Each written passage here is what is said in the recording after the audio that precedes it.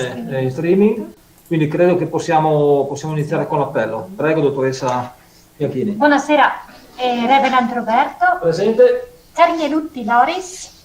Presente. Canci Andrea. Presente. Palese Andrea. E Palese Andrea. Abbiamo perso Andrea. Non si può. Presente. Di Giusto Mauro. Presente. Bosello Nicola. Presente. Ferragotto Monica. Presente. Balok Zagorka. Presente. Giau Michelangelo. Presente. Zilli Raffaella. Presente. Patat Luigino. Presente. De Cecco Luca. Presente. Brollo Andrea. Presente. Scinto Giovanni. Venturini Sandro. Venturini Sandro. Presente. Patat Presente. Marina. Presente. Ischiutti Marco. Presente. Venturini Sonia. Venturini Sonia. Non attiva la radio. Sonia, non ti sentiamo. Ti vediamo la telecamera, però non sentiamo l'audio.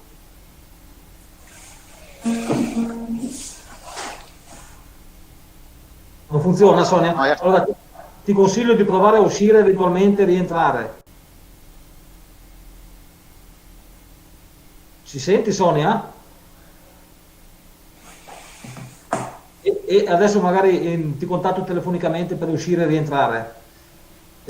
O chiedo magari a Sandra o a uno del gruppo cortesemente se può chiamare la consigliera Venturini Sonia per verificare la possibilità di riconnettersi, uscendo e rientrando.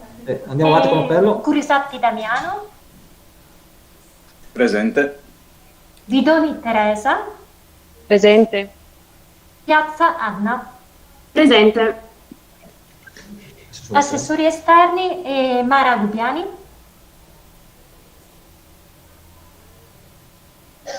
Presente. Venturini Giovanni. Presente. Goy Davis. Assente giustificato ci raggiunge dopo perché è in assemblea di IT. E Virilli Flavia. Assente giustificata. Bene, credo che possiamo iniziare. Verifichiamo un attimino se la consigliera Venturini Sonia riesce a riconnettersi. L'ho appena sentita, vediamo.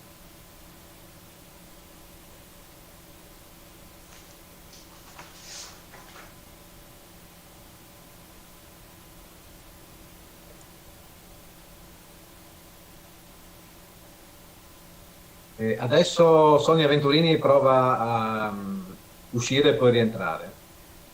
Grazie a lei.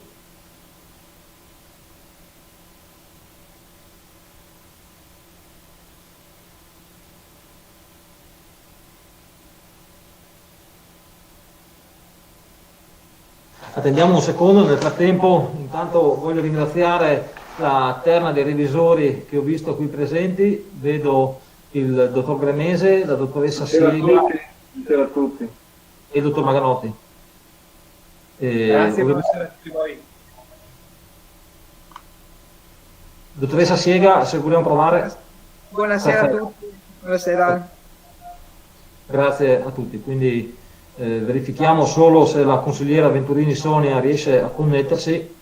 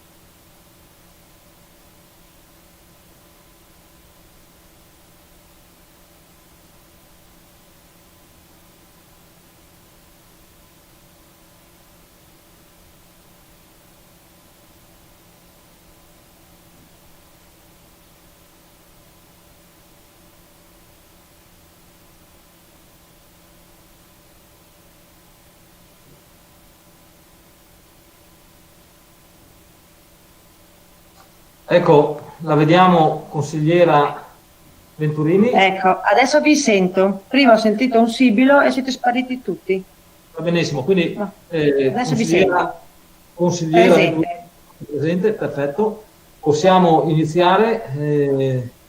Vi chiederei, prima di iniziare questa seduta, facciamo un minuto di raccoglimento per i lutti che hanno colpito un po' in tutto questo periodo la nostra comunità causa Covid, e credo anche un minuto di raccoglimento per quello che è accaduto proprio nella giornata di ieri nella vicina Croazia, dove stiamo vivendo insomma dei momenti di grande apprensione e di terrore per quello che c'è stato ovviamente in questi momenti drammatici che hanno sconvolto a causa di un terremoto purtroppo alcune località vicine a Zagabria. Un terremoto che ovviamente ha avuto una magnitudo molto importante e purtroppo ha causato anche, oltre a danni e cose, e soprattutto delle vittime, e quindi ancora non c'è un numero, ma comunque ogni vittima persa in queste circostanze senz'altro sono un lutto anche per noi, che ci ricordano ad un ricordo molto, neanche tanto lontano, ma che è distante ormai 45 anni quasi dal sisma del Friuli. Quindi vi chiederei un minuto di raccoglimento e poi iniziamo il consiglio.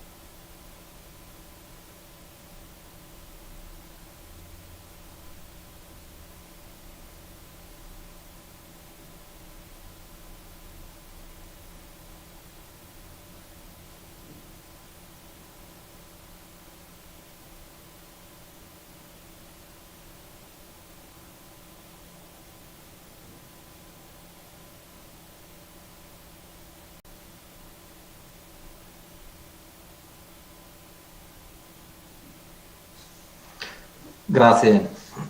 Colgo anche l'occasione per evidenziare che mi ha comunicato proprio Suor Stefania che i funerali di Suor Eleonora, ma di tutte le sorelle che sono venute a mancare nel convento qui a Gemona, e conosciamo benissimo la storia di questo convento e l'importanza per la nostra città e il servizio che hanno prestato e stanno prestando da molto tempo.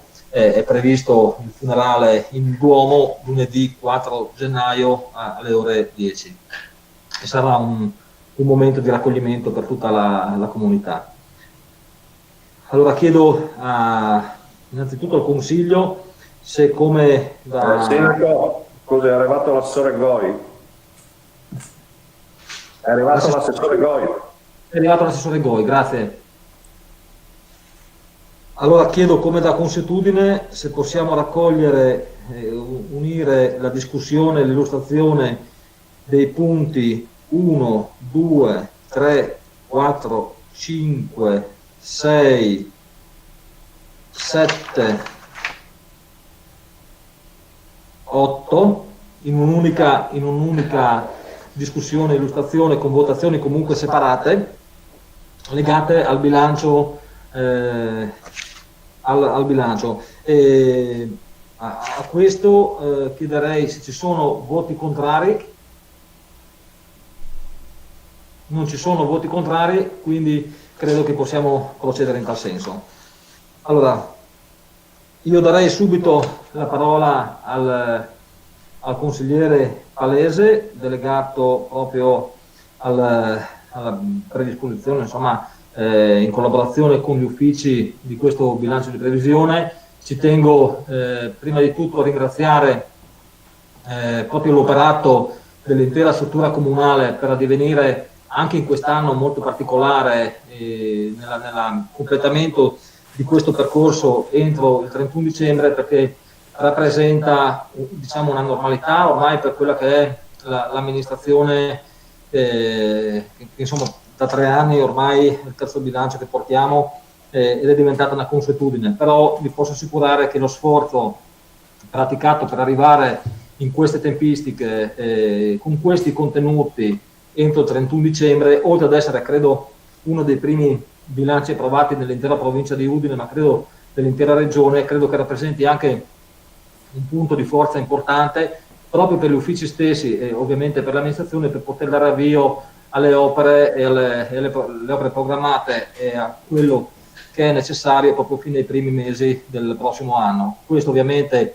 ha anche un impatto significativo sull'economia e quindi volevamo fortemente raggiungere questo risultato, soprattutto in un anno, quello del 2021, che ci vedrà proprio impegnati anche a superare quelle che sono delle criticità economiche che molte aziende stanno vivendo ora e hanno bisogno di impulsi significativi. Quindi gli sforzi che abbiamo prestato in queste ultime settimane sono stati sforzi importanti per la gestione di più cose, ma riteniamo che fossero sforzi utili e sono convinto che a beneficiarne sarà l'intera comunità di Gemona nei prossimi anni. Quindi un grazie a tutto il personale del comune di Gemona, un grazie all'assessore, al consigliere Palese, lo chiamo assessore perché gestisce questa delega come se fosse tale, e un grazie ovviamente a tutti i consiglieri e a tutta la giunta per questo straordinario lavoro.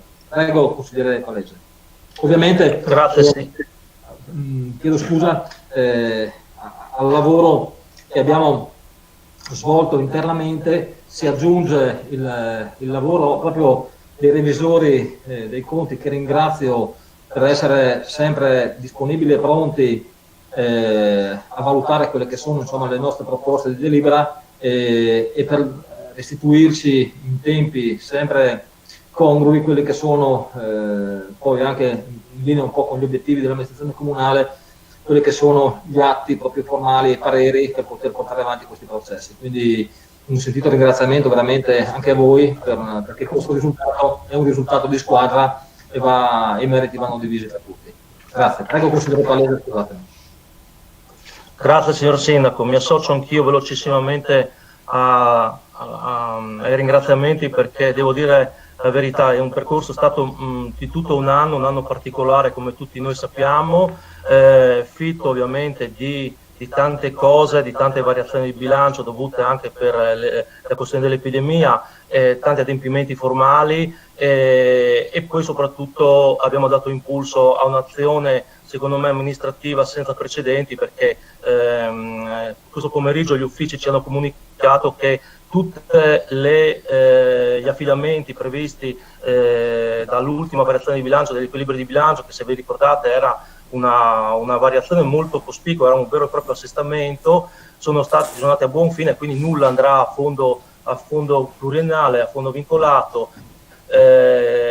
Credo che insomma i ringraziamenti siano d'obbligo per il personale e in particolare per l'ufficio anche di ragioneria, che è stato sempre sotto pressione in questo periodo. Ringrazio anch'io i revisori che hanno supportato il lavoro dell'amministrazione, spesso e volentieri anche dando preziosi suggerimenti.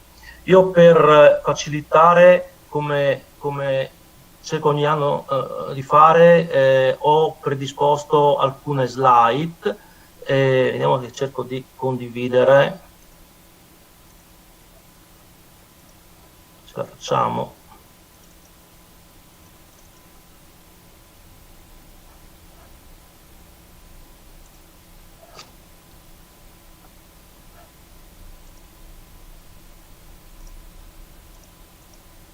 Dovreste vedere la condivisione.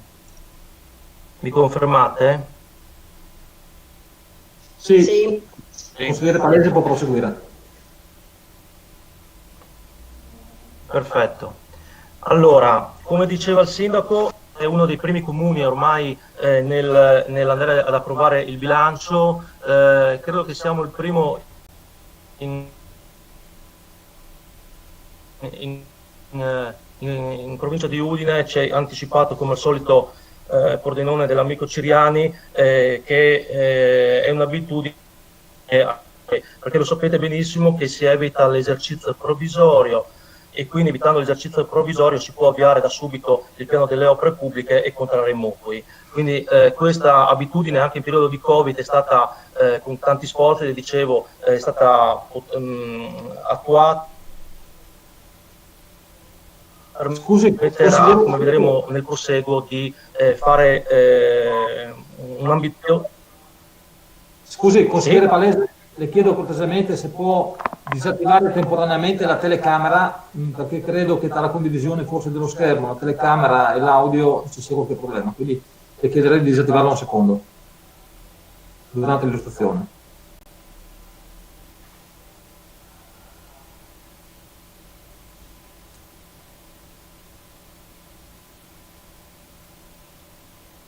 Provi, consigliere Palese.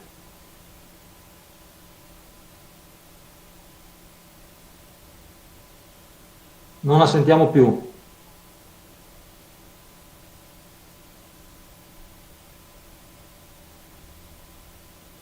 Mi sentite? Adesso la sentiamo, sì, prego. Perfetto. Scusa Andrea, Ecco, riesci a mettere a pieno schermo? Sì, io sono a pieno schermo io. No? Invece noi No, vediamo...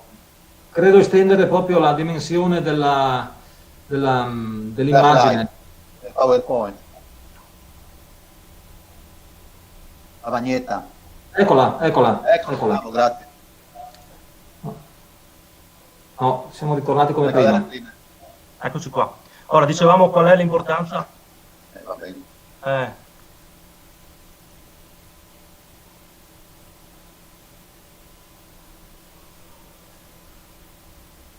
Meglio?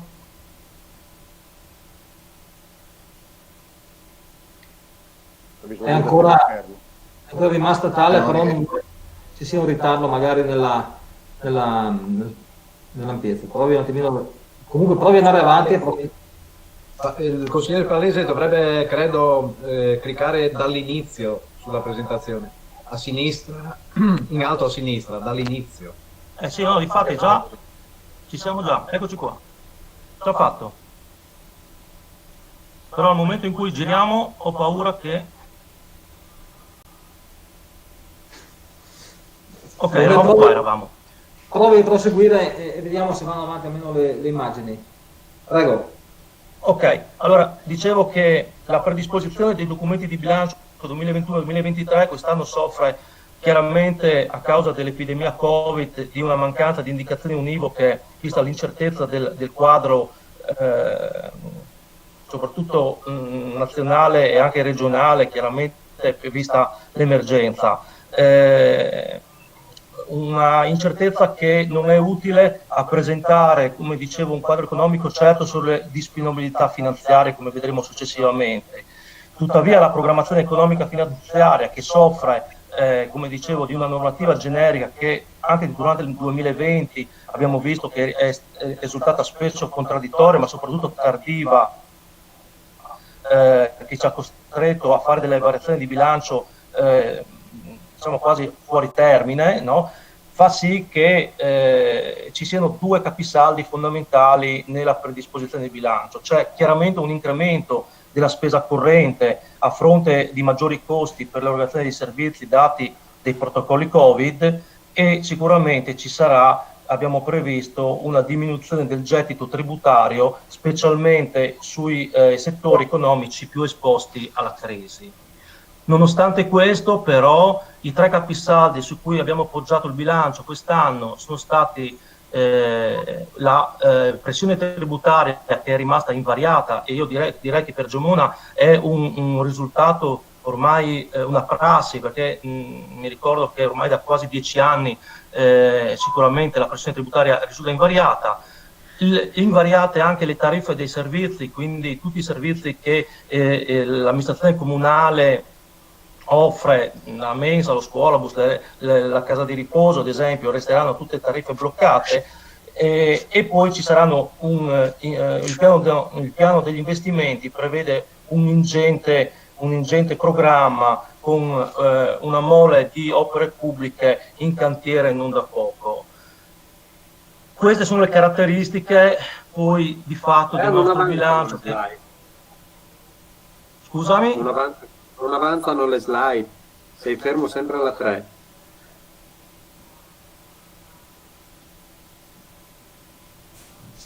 Ecco, siamo alla 6. Sì. Allora, le caratteristiche del nostro bilancio, prima, questi sono i numeri, come potete vedere, quest'anno il bilancio batte a 21.000 21.967.103,51, più o meno, no, assolutamente, c'è un lieve decremento rispetto al 2020, però vedremo come viene strutturato tra spese, entrate correnti e spese ed entrate in conto capitale. Le caratteristiche del nostro bilancio quest'anno sono ovviamente nella consuetudine del Comune di Gemona è un bilancio solido e equilibrato, in quanto l'ente non soffre ovviamente di nessun tipo di default, si va a coprire in maniera puntuale tutti i servizi essenziali per l'esercizio. C'è, nonostante l'aumento della spesa corrente che vedremo successivamente, un contenimento ugualmente della spesa della macchina, si è cercato di efficientare al meglio quali sono le esigenze e le necessità degli uffici. Quest'anno ovviamente ancora di più, vista l'emergenza, si è voluto puntualmente indicare e prevedere delle risorse per politiche sociali e assistenziali e soprattutto di sostegno della famiglia e delle fasce più deboli. Ci sono anche molte poste per lo sviluppo di politiche legate alla mobilità sostenibile, alla mobilità green, come si usa dire oggi, quindi soprattutto legate all'infrastruttura delle piste ciclabili, ma non solo, e i progetti legati alla digitalizzazione per rendere la nostra città sempre più efficiente, sicura e sostenibile per migliorare quindi la qualità della vita dei cittadini. E da ultimo, ma non per importanza, continua ovviamente la sinergia con gli enti del territorio, non soltanto per la promozione turistica del progetto Sportland, ma anche in ambito economico con le nuove comunità che si verranno a creare. Il risultato, si cambiano le slide, mi confermate?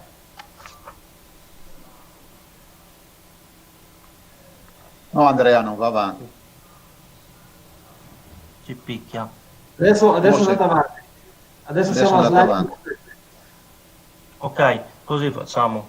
Allora, il risultato della redazione del bilancio è stato ottenuto adottando le seguenti linee guida, che sono le solite alla fine dei conti. La politica tariffaria, quindi come ho detto non ci sarà nessun aumento sulla politica tariffaria e tributaria, sull'attenzione sulla politica di spesa della macchina delle spese correnti, una politica innovativa dell'investimento e innovazione, e poi vedremo anche la politica relativa all'indebitamento, che quest'anno dovremo assolutamente fare un focus particolare.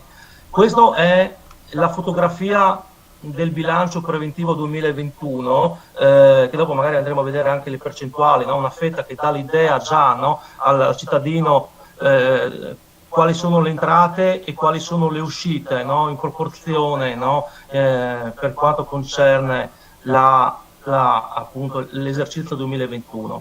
Questi sono i numeri invece nel dettaglio, no? I numeri del dettaglio per i vari capitoli. Partendo dalle entrate correnti abbiamo 10.952.646 che sono leggermente superiori alle entrate 2020.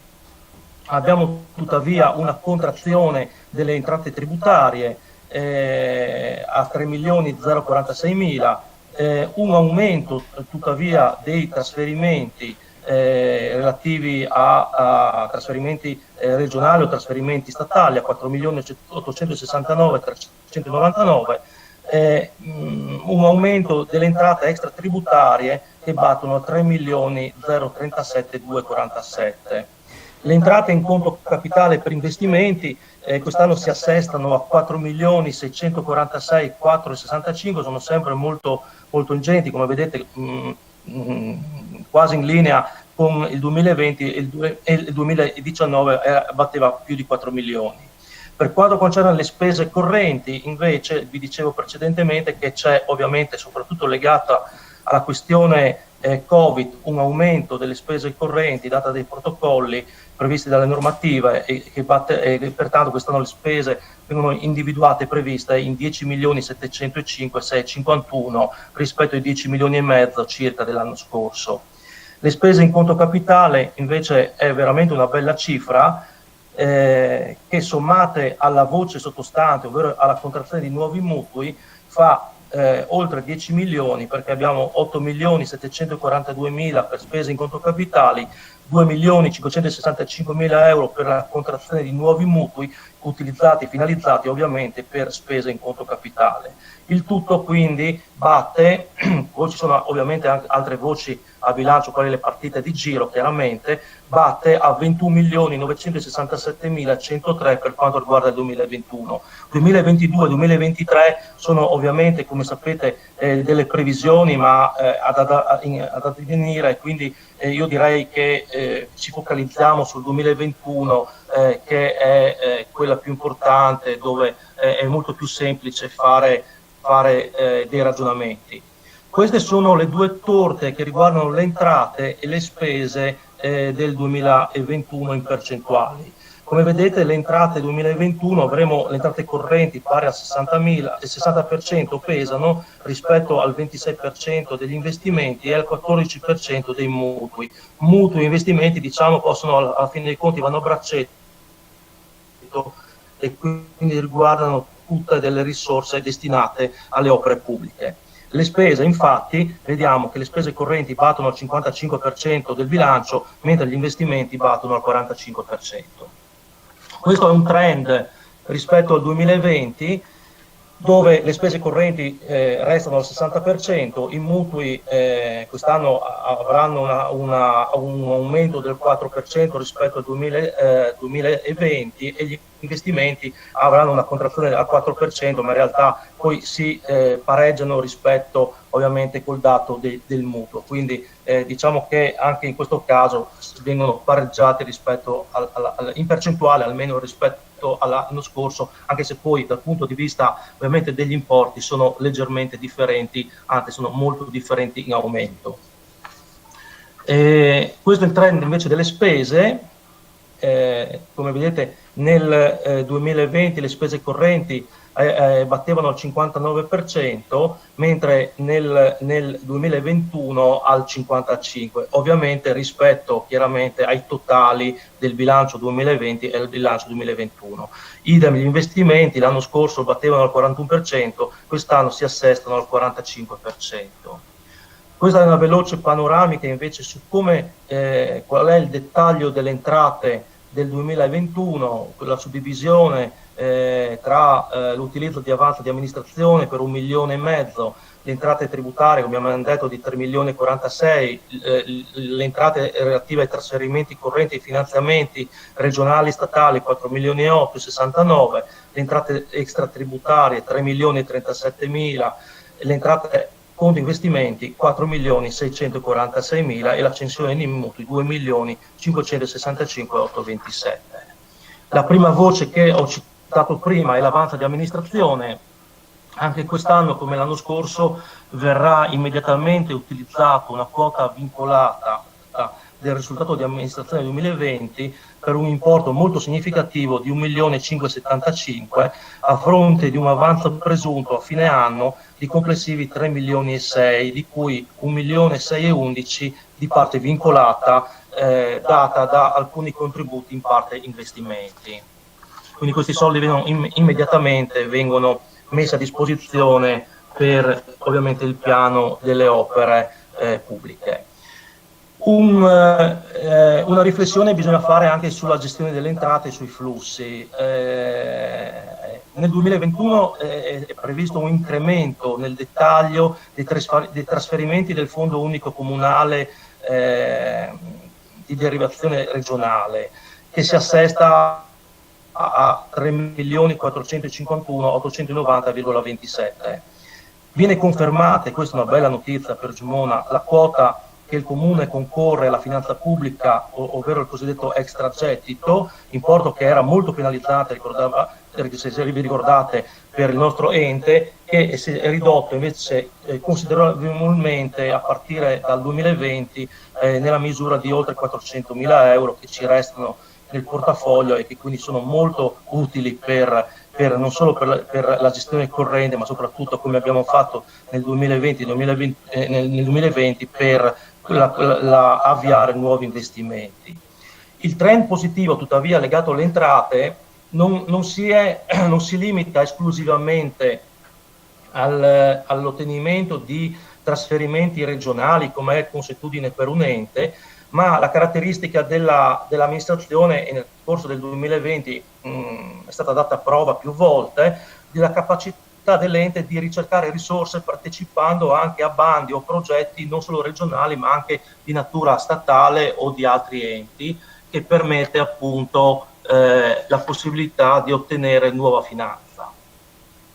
Vi dicevo che è stata confermata l'incidenza tributaria tariffaria per il 2020 per gli anni precedenti, contenendo pertanto la pressione tributaria che risulta tra le più basse del Friuli Venezia Giulia per quanto concerne le aliquote applicate, in particolare quella dell'IMU. Questo è una slide dedicata invece alle varie entrate tributarie, al trend, no, delle entrate tributarie. Nella prima colonna, ovviamente, la più alta, è più alta perché prende in considerazione, comprendeva anche la quota della Tari, e sappiamo che invece dal 2020 è stata invece diventata tariffa puntuale, pertanto è uscita dalla gestione del bilancio comunale, in quanto è data in gestione a ET. Questa è nel dettaglio invece la previsione di entrata IMU con una puntuale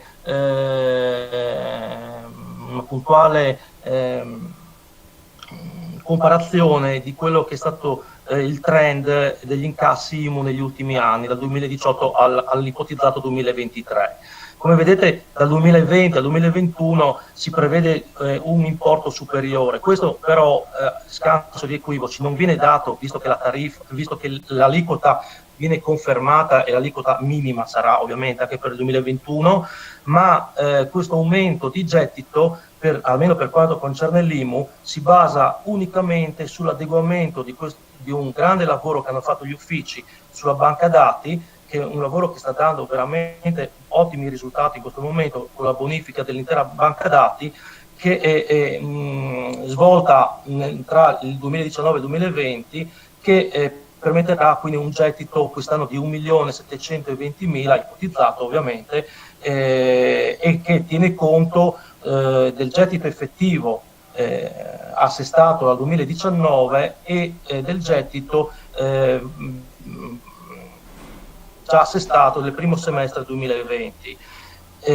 Sulle imposte mi permetto di fare una piccola riflessione. È un po' difficile fare delle previsioni certe, perché la situazione della crisi economica che deve ancora incominciare, secondo me, perché siamo in piena emergenza ancora, e quindi il post emergenza sarà tutto legato alla questione della economica, della ripresa del paese, e fa sì che sia un po' difficile in questo momento capire quali saranno i settori più colpiti e quindi capire dove ci sarà un minor gettito e rispetto a un tributo rispetto a un altro.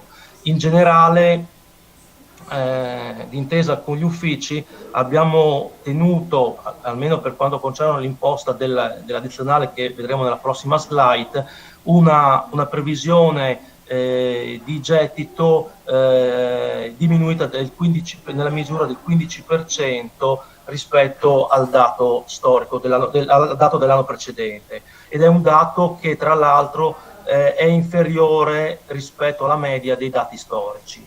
La tassa sui rifiuti invece non fa parte del bilancio, come vi dicevo, la Tari è a tariffa puntuale, però per quanto concerne le tariffe è bene subito specificare che è stazione confermata 19, quindi senza nessun incremento di costi per i cittadini.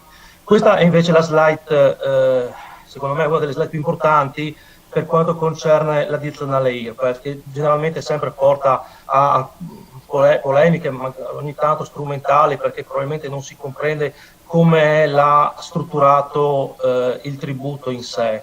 L'addizionale IRPEF è un tributo a scaglioni, no? Che quindi va a colpire in maniera indifferenziata i redditi in base chiaramente allo scaglione di competenza.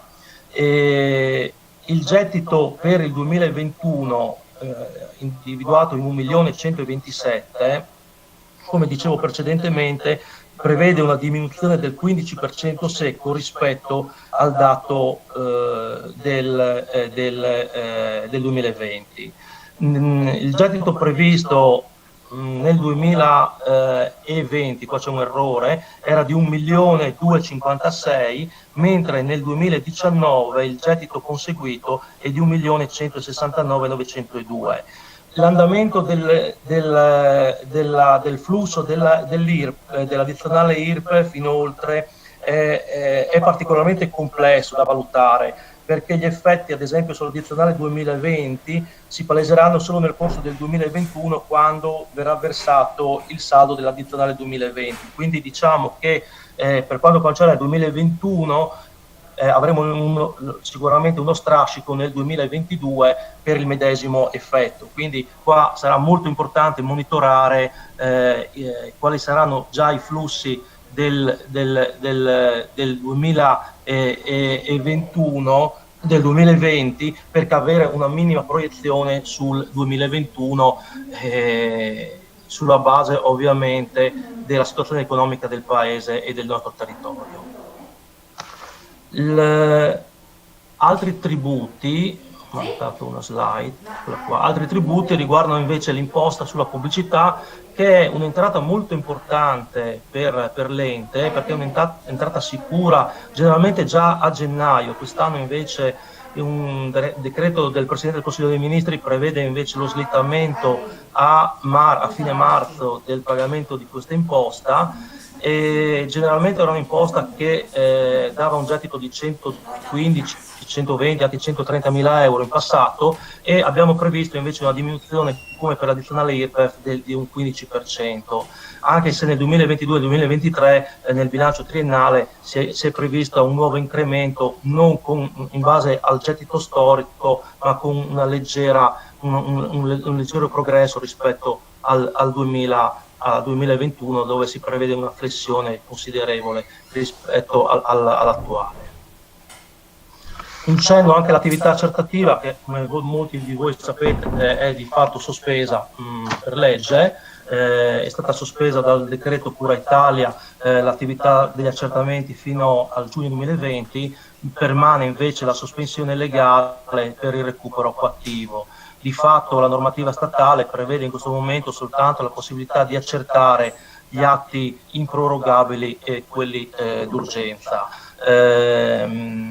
Detto ciò, nel 2019 si ipotizzava di entrare a regime con i controlli dell'attività accertativa a partire dal 2022. Ovviamente l'emergenza Covid ha sparigliato un po' le carte e non possiamo in questo momento che spostare questo termine almeno di un anno, salvo ovviamente ulteriori modifiche normative statali.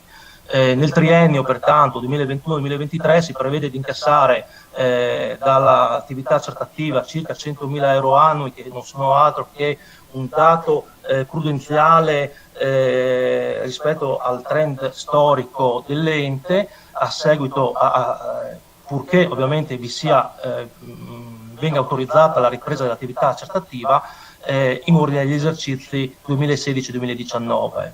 Un po' più semplice invece la questione della Tari, dove ovviamente non avendo più dal 2019-2020 la competenza sul tributo, la questione dell'attività accertativa si limita al triennio 2016 e 2018. Anche in questo caso viene individuato come un gettito di incasso derivante dall'attività accertativa di circa 100.000 euro annui. Il titolo 2 prende in considerazione quali sono i trasferimenti correnti, quindi i finanziamenti regionali e statali che vengono ovviamente assegnati all'ente. Nel 2021 avremo un importo di 4.869.399, dato soprattutto dall'aumento del fondo unico comunale, come abbiamo già visto. Nel 2022-2023 calerà, in questo momento è prevista una previsione in diminuzione a 4.776.864, ma ovviamente 2022-2023 sono delle previsioni ad addivenire che dovranno essere confermate da altre condizioni sia normative che ovviamente legate all'economia. Le entrate extratributarie, come sapete, in questo titolo sono indicate tutte le entrate relative ai servizi e pagamenti del comune, quindi tra quelli quindi a domanda individuale oppure dai proventi di fabbricati o beni comunali, le locazioni, affitti, noleggi, la mensa, la retta della casa di riposo, eccetera, oppure l'attività i proventi relativi all'attività dell'impianto di cremazione o derivati dall'attività di controllo e repressione delle irregolarità ed illeciti, quindi le stazioni stradali. Nel 2021 si prevede che il titolo 3 vada ad assestarsi a un importo di 3.037.347 e ribadisco le tariffe dei servizi a domanda individuale in particolare sono confermate e non subiranno nessun incremento.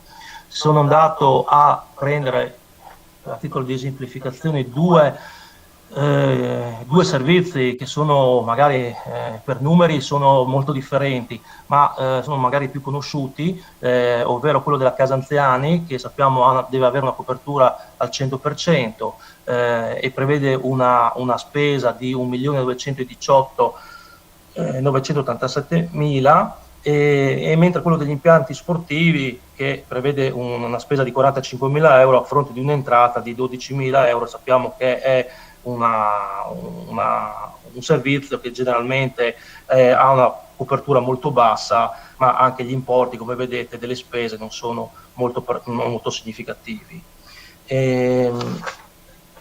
Facendo invece un focus molto particolare e doveroso sulla questione socioassistenziale, in particolare sul servizio della casa anziani, perché il periodo credo che lo necessiti anche di comprendere quali possono essere in futuro le vere problematiche nel 2021 legate alla spesa corrente, che, come dicevo precedentemente, prevede un aumento rispetto al passato.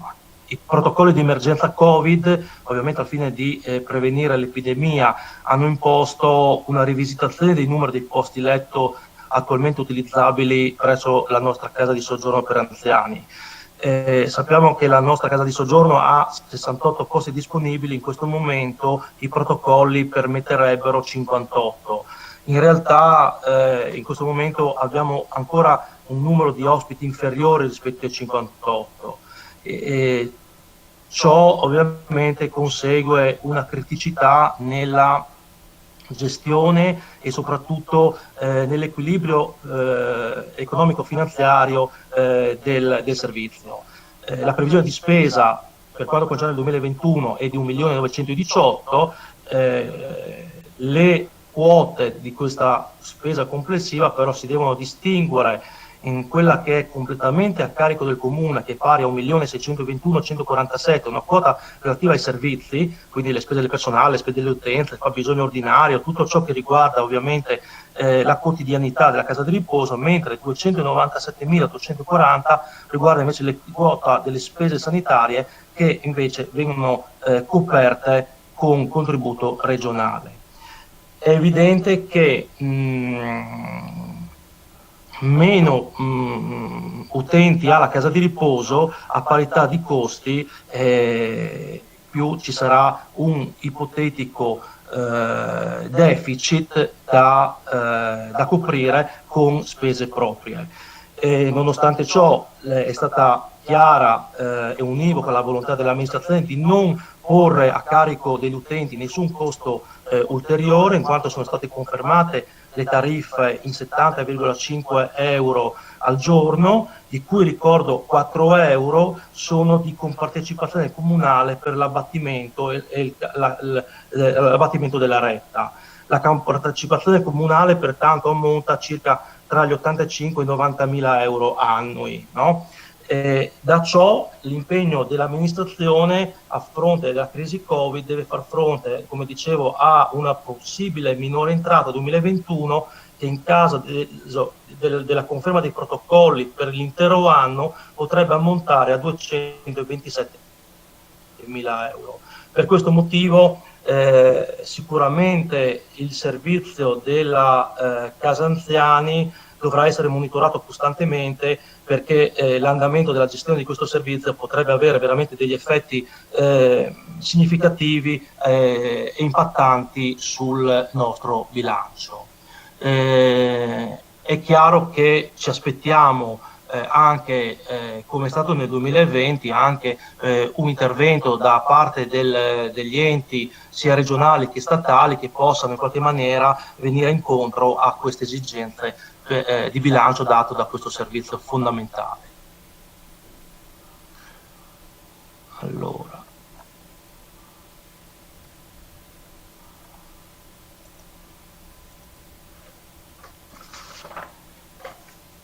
un'altra entrata che magari è un po' sconosciuta, però come vedete come importi sono particolarmente significativi, sono date dei canoni di locazione, dei fitti e dei patrimoni, dei canoni patrimoniali, ovvero le cosiddette antenne dei cellulari, no? Della telefonia mobile. Per quanto concerne i canoni di locazione vengono confermati le entrate che rientrano ormai nel trend storico di 140.000 euro, i fitti anche questi non dovrebbero modificare in quanto ci sono dei contratti in essere già stati anche rivisitati e rivisti recentemente, quindi vengono confermate queste entrate. Ci sono delle entrate inferiori, poi minori, relativi ai posti auto assegnati in concessione, ad esempio il parcheggio di San Bartolomeo, o di altre concessioni relative alla rete di distribuzione del gas. Vengono confermate anche le entrate relative all'impianto di cremazione di 60.000 euro e il gettito GSE relativo agli impianti fotovoltaici degli impianti esistenti sui fabbricati comunali per 60.000 euro in questo caso. Titolo quarto, entrate in conto capitale. Anche in questo caso ho voluto fare un trend, fare una slide dove indica il trend degli anni 2018-2023. Come vedete nel 2018 le entrate in conto capitale ammontavano a 2.556.707, nell'anno 2020 hanno superato i 5.003.000, nel 2021, cioè il prossimo anno, sono previste in 4.646.465. Un notevole passo avanti vista la volontà e l'indirizzo dell'amministrazione di puntare tantissimo sugli investimenti in parte correnti e quindi sul piano delle opere pubbliche. Questa è l'incidenza delle entrate in conto capitale a bilancio. Nel 2018 era pari al 14,50%, nel 2020 è arrivata al 30%. Nel 2021 sarà pari al 26%, però ribadisco che tenendo conto anche dei 2,5 milioni di mutui che si verranno contratti per far fronte ad ulteriori spese in conto capitale, è evidente che nel 2021 supereremo la soglia del 30% per quanto concerne le entrate e la finanza destinata agli investimenti. Le entrate in conto capitale si distinguono quindi in contributi in conto investimenti, che sono, come dicevo prima, alcune voci di entrata evidenziano nei conto investimenti che sono appunto dati dal finanziamenti regionali statali, e poi ci sono invece alcune voci di entrate in conto capitale che invece evidenziano una forte riduzione di gettito, e sono delle voci che un tempo nei bilanci comunali invece facevano la parte del leone, in particolare l'alienazione di beni materiali e immateriali, quindi la vendita di beni immobili, e le entrate da proventi da costruire, quindi la ex Bucalosse, gli oneri di urbanizzazione. Per quanto riguarda il piano delle dismissioni, quindi la vendita dei beni immobili, la Giunta ha già approvato qual è il piano delle dismissioni, indicando nel dettaglio quindi tutti i beni e terreni oggetto di vendita che si ritengono non strumentali all'esercizio istituzionale. Però nell'ambito del bilancio quest'anno viene individuato solo una posta di 50.000 euro a finanziamento in entrata, appunto a finanziamento di opere, e pertanto non viene più utilizzato neanche l'anno scorso, per dire la verità, il capitolo della vendita immobili per finanziare il cosiddetto libro dei sogni, come qualcuno lo ha definito, del piano delle opere, in quanto tutte le opere che troveremo nel prospetto triennale hanno dei finanziamenti certi e già presenti, alcuni anche in cassa per competenza.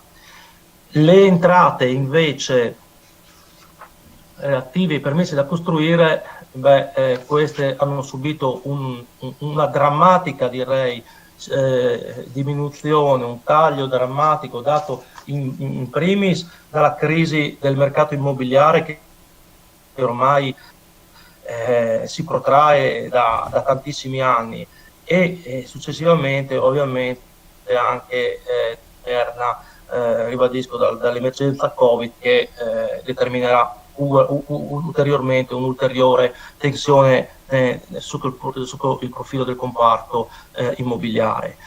Si è passati pertanto da un gettito conseguito nel 2019 di 124.000 euro ad una entrata prevista nel 2021 di 60.000 e addirittura prevista nel 2022 di 30.000, quindi abbiamo dimezzato del 50% le previsioni di gettito nel 2021 rispetto al 2019 e perfino del 75% per gli anni 2022 e 2023. Questa era una voce di entrata molto importante negli anni indietro, e come vedete oggi è quasi residuale per il nostro bilancio. Una riflessione invece quest'anno dobbiamo fare sulla questione della politica di indebitamento. Già l'anno scorso, se vi ricordavate, era prevista la contrazione di un mega mutuo di 1,7 milioni, che è stato soltanto in parte contratto per 650.000 euro, in quanto ovviamente causa Covid e causa ovviamente il mutare degli obiettivi ha fatto sì che abbiamo rimandato al 2021, soprattutto in attesa che la crisi Covid passasse, la possibilità di contrarre ulteriori debiti.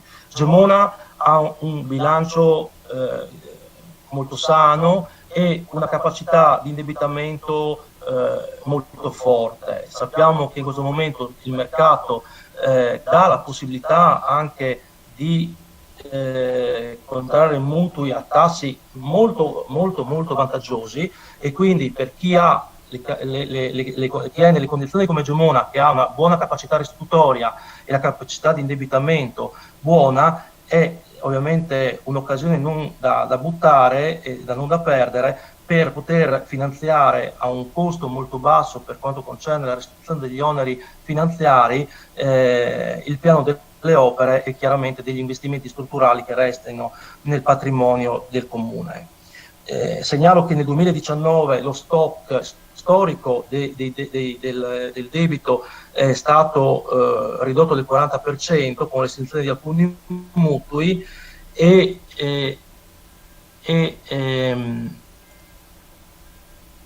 questo ha fatto sì che ovviamente si liberasse ulteriore spazio per la possibilità di un ulteriore indebitamento. Vediamo questo il trend dal 2019 al 2023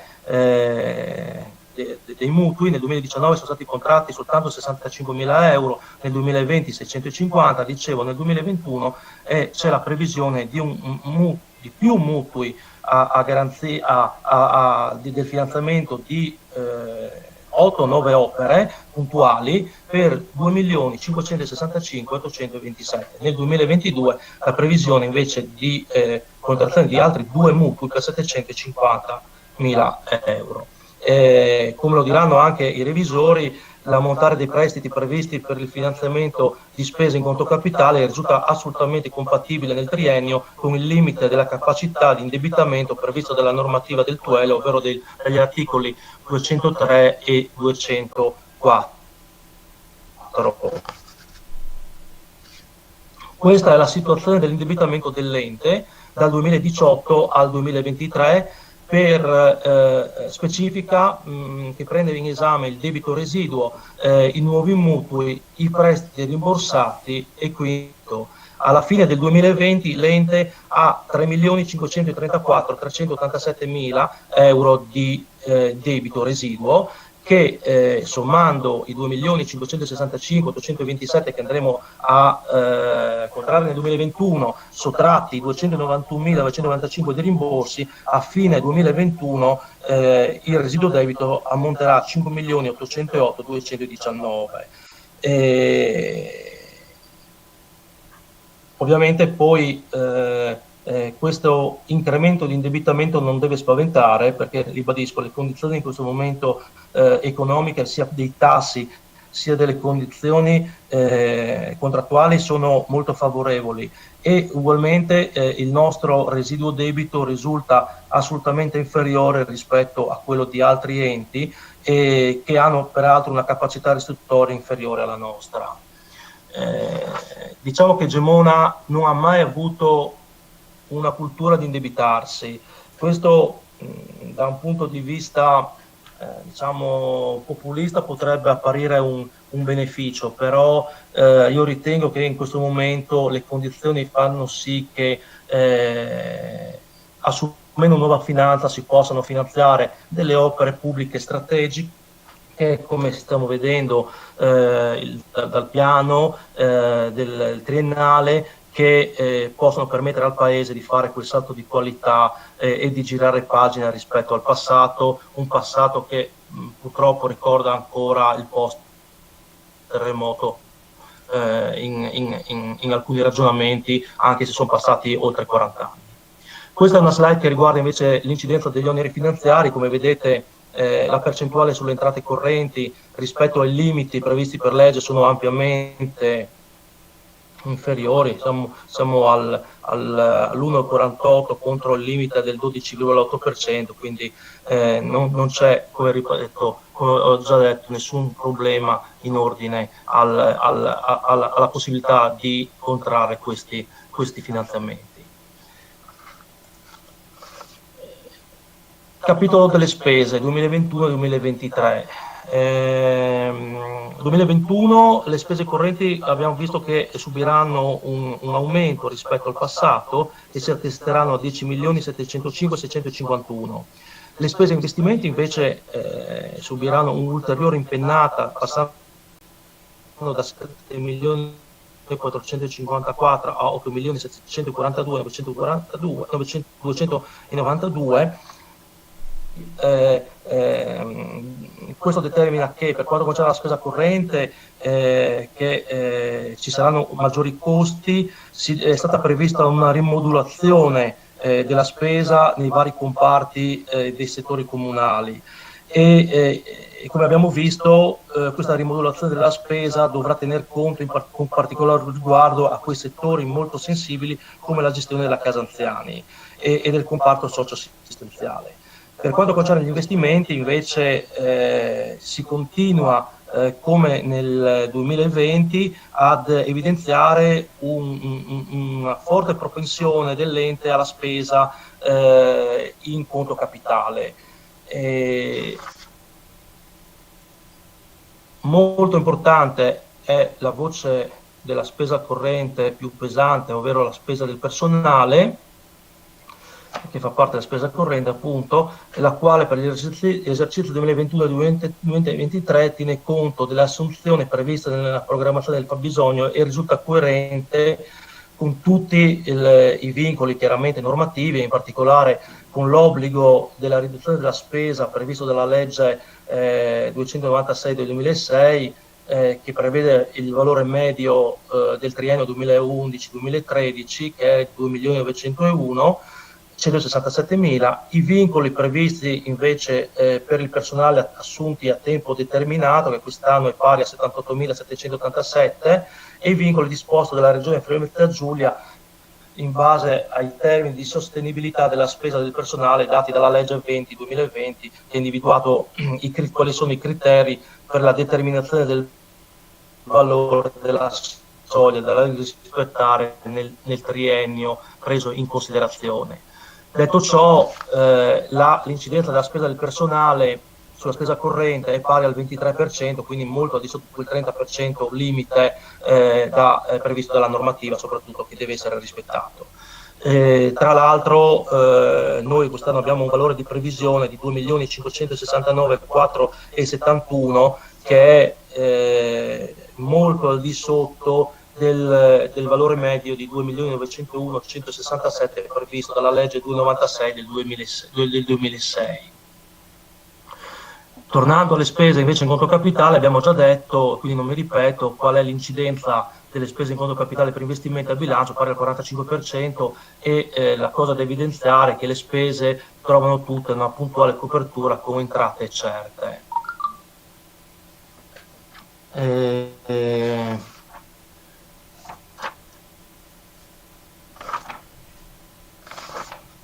Da ultimo abbiamo il programma triennale delle opere, come avete potuto vedere in cartellina, è molto cospicuo, prevede, vado subito all'ultima slide, credo che non sia necessario individuare e accennare quali sono tutte le opere, sono molto importanti, comunque insomma dalla risalita meccanizzata al castello, tutte le varie ciclabili, dal completamento della FVG1 alla FVG3, alla nuova bretella di Via Armentaressa, a quella di Campolessi, o comunque tutte le attività relative all'adeguamento degli uffici comunali, ai lavori stradali, alla manutenzione delle scuole, all'iter di progettazione delle nuove scuole e la realizzazione delle 2 palestre. Tutto ciò fa sì che nel triennio il totale investimenti attuali, certi, quindi già deliberati e cantierabili, sono pari a 16.925.860,77. Nel 2020, come ho detto all'inizio della mia relazione, sono state portate al compimento tutte gli adempimenti necessari per avviare gli iter e quindi i cantieri che verranno presto aperti nel nostro territorio per 6.714.943. Nel 2021 si prevede un'ulteriore cifra di investimenti di cantieri in 8.539.17. Questo credo che sia la notizia più bella, oltre ovviamente a aver mantenuto invariate le tariffe e le imposte per i cittadini. Credo che sia la notizia più bella e soprattutto i cittadini si aspettano veramente di vedere Gemona, probabilmente con qualche disagio, ma tutto un cantiere che con tante opere che daranno sicuramente una nuova veste alla nostra cittadina. Ecco, io avrei terminato, lascio a voi adesso, se c'è qualche domanda, sono a disposizione. Grazie consigliere Palese anche per la notevole e la completa proprio illustrazione di questo bilancio di previsione. Credo che non sia consuetudine, non so, chiedo anche ai revisori se in tutti gli altri comuni prestano tale attenzione, tale trasparenza nell'esposizione proprio del bilancio di previsione. Quindi credo, e ti ringrazio anche consigliere Palese per questo straordinario lavoro che hai fatto, che sicuramente ti ha impegnato parecchio in queste ultime settimane, e credo che sia stato anche utile per tutti, ovviamente, per ben comprendere un po' anche in maniera un po' più semplice quello che è un bilancio comunale. Quindi io darei la parola al presidente della terna dei revisori, e quindi non so se vuole lei, dottor Gramese, e colgo l'occasione comunque, veramente l'ho fatto prima proprio per ringraziarvi per il lavoro che avete svolto. Prego. Grazie signor Sindaco, intervengo complimentandomi anch'io con l'assessore Palese, che ha ripreso anche parte delle nostre relazioni, per cui diciamo che l'intervento diciamo, è stato molto, molto esaustivo nei dati numerici. Io cercherò di non ripetere i dati già esplicitati bene nelle slide da parte dell'assessore, anche per non pesantire la riunione. Cercherò di soffermarmi su degli elementi che non sono stati considerati. Innanzitutto la previsione di cassa, la disponibilità di cassa è prevista in 5.700.000, di cui 4.483.742,79 soggetto a vincoli. L'ente, diciamo che è dotato di una propria gestione per quanto riguarda la cassa vincolata e costantemente monitorata, per cui la consistenza prevista è sì importante, però una grande fetta è di risorse che sono vincolate. Come dicevamo, nelle bilance di previsione si tiene conto anche di un utilizzo di avanzi di amministrazione presunto, che sostanzialmente riguarda delle somme che sono state già vincolate e accantonate dal bilancio precedente. In questo caso vengono messi a disposizione del bilancio di 1.575.000 che possono, come detto, essere utilizzate con immediatezza. Per quanto riguarda la composizione del fondo pluriennale vincolato, in questo bilancio non c'è ancora la formalizzazione che verrà e la quantificazione che verrà come consuetudine, avverrà con il riaccertamento parziale generalmente nel mese di gennaio, no? Per cui questo elemento non è stato trattato. Ecco, per quanto riguarda la gestione, nel bilancio di previsione la gestione di cassa, no, prevede alla fine dell'anno una disponibilità di cassa di 4.075.991. Anche qui l'importanza, l'organo di revisione diciamo, ha evidenziato che è molto importante che i dirigenti responsabili siano compartecipi e attenti nella gestione della cassa stessa, affinché appunto si mantenga l'equilibrio con le entrate. Per quanto riguarda le entrate e spese di carattere non ripetitivo, il bilancio non è caratterizzato da entrate non ripetitive di carattere eccezionale, se non per quanto riguarda le sanzioni del codice della strada, per le quali però la norma di legge impone comunque un vincolo di spesa, per cui, come avevamo esplicitato, le sanzioni sono previste in circa 300.000 euro, quindi una voce importante rispetto allo storico, però ha un vincolo normativo di riferimento. Le entrate sono già state trattate, per cui le previsioni erano equilibrate anche per quanto riguarda il problema del Covid, che creerà dei problemi di entrata di gettito per quanto riguarda l'addizionale sicuramente nel 2021, o per altri tributi comunali come imposte di pubblicità sempre nel 2021, quindi sono state previste delle somme inferiori di entrata, come anche i permessi di costruire, come si diceva appunto, che sono stati previsti prudenzialmente in quote molto basse. Chiaramente tutte le previsioni di entrate di questi titoli sono riguardano la possibilità di utilizzo non per spese correnti ma per spese in conto capitale, quindi ecco, da questo punto di vista, se l'ente è virtuoso, no, utilizza entrate da permessi di costruire non per finanziare la spesa corrente ma eventualmente per finanziare spese in conto capitale. Per quanto riguarda il recupero evasione, anche qui, come diceva l'assessore, l'attività accertativa si è un attimino rallentata, comunque le previsioni di 100.000 euro per ogni anno per quanto riguarda i CIMU sono, diciamo, ragionevoli, e anche gli incrementi di gettito degli anni per quanto riguarda l'IMU, entrate proprie, è il frutto anche della bonifica e delle attività accertative degli anni precedenti, che ha portato sostanzialmente a un incremento di entrate proprie. Un'attenzione avevamo fatto anche noi per quanto riguarda la gestione dei proventi e servizi pubblici, in particolare la casa per anziani.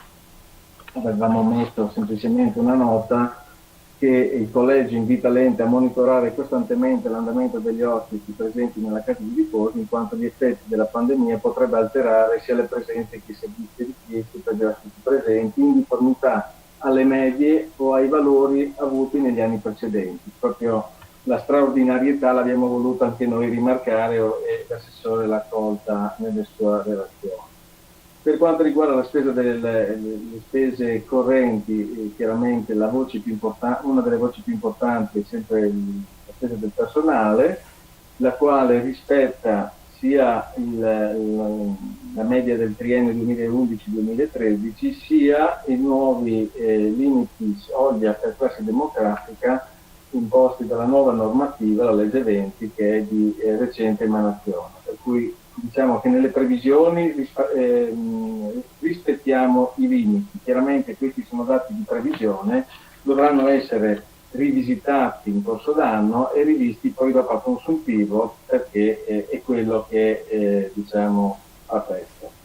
Per quanto riguarda il fondo crediti di dubbia esigibile, anche qui la previsione ha determinato la formazione di questo fondo crediti. È stato accantonato per intero in deroga alla normativa che disponeva anche la possibilità di accantonare per una quota del 90% rispetto alle percentuali consentite.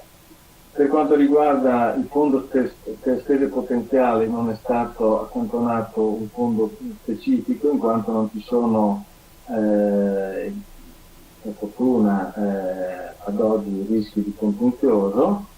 C'è il fondo di garanzia dei debiti commerciali, questa è una novità nel bilancio, non è stato questo ancora determinato, tuttavia l'organo di revisione ha verificato che l'ente ha effettuato le operazioni di bonifica delle banche dati al fine di allineare i dati presenti sulla piattaforma dei crediti commerciali con le strutture contabili dell'ente e ha posto in essere le attività organizzative necessarie per garantire entro il termine dell'esercizio 2020 il rispetto dei parametri previsti dalla suddetta normativa. È una normativa nuova che impone sostanzialmente l'accantonamento di un fondo nel caso in cui non siano stati rispettati dei parametri volti al pagamento sostanzialmente dei debiti commerciali, alla riduzione dei debiti commerciali sostanzialmente dell'ente. Per quanto riguarda le partecipazioni, l'ente non prevede esternalizzazione di servizi, le partecipate hanno approvato bilanci non in perdita, per cui non abbiamo problematiche di coperture perdite, non abbiamo rilasciato garanzie a favore di queste partecipate e non abbiamo spese di funzionamento di personale presente nelle partecipate stesse.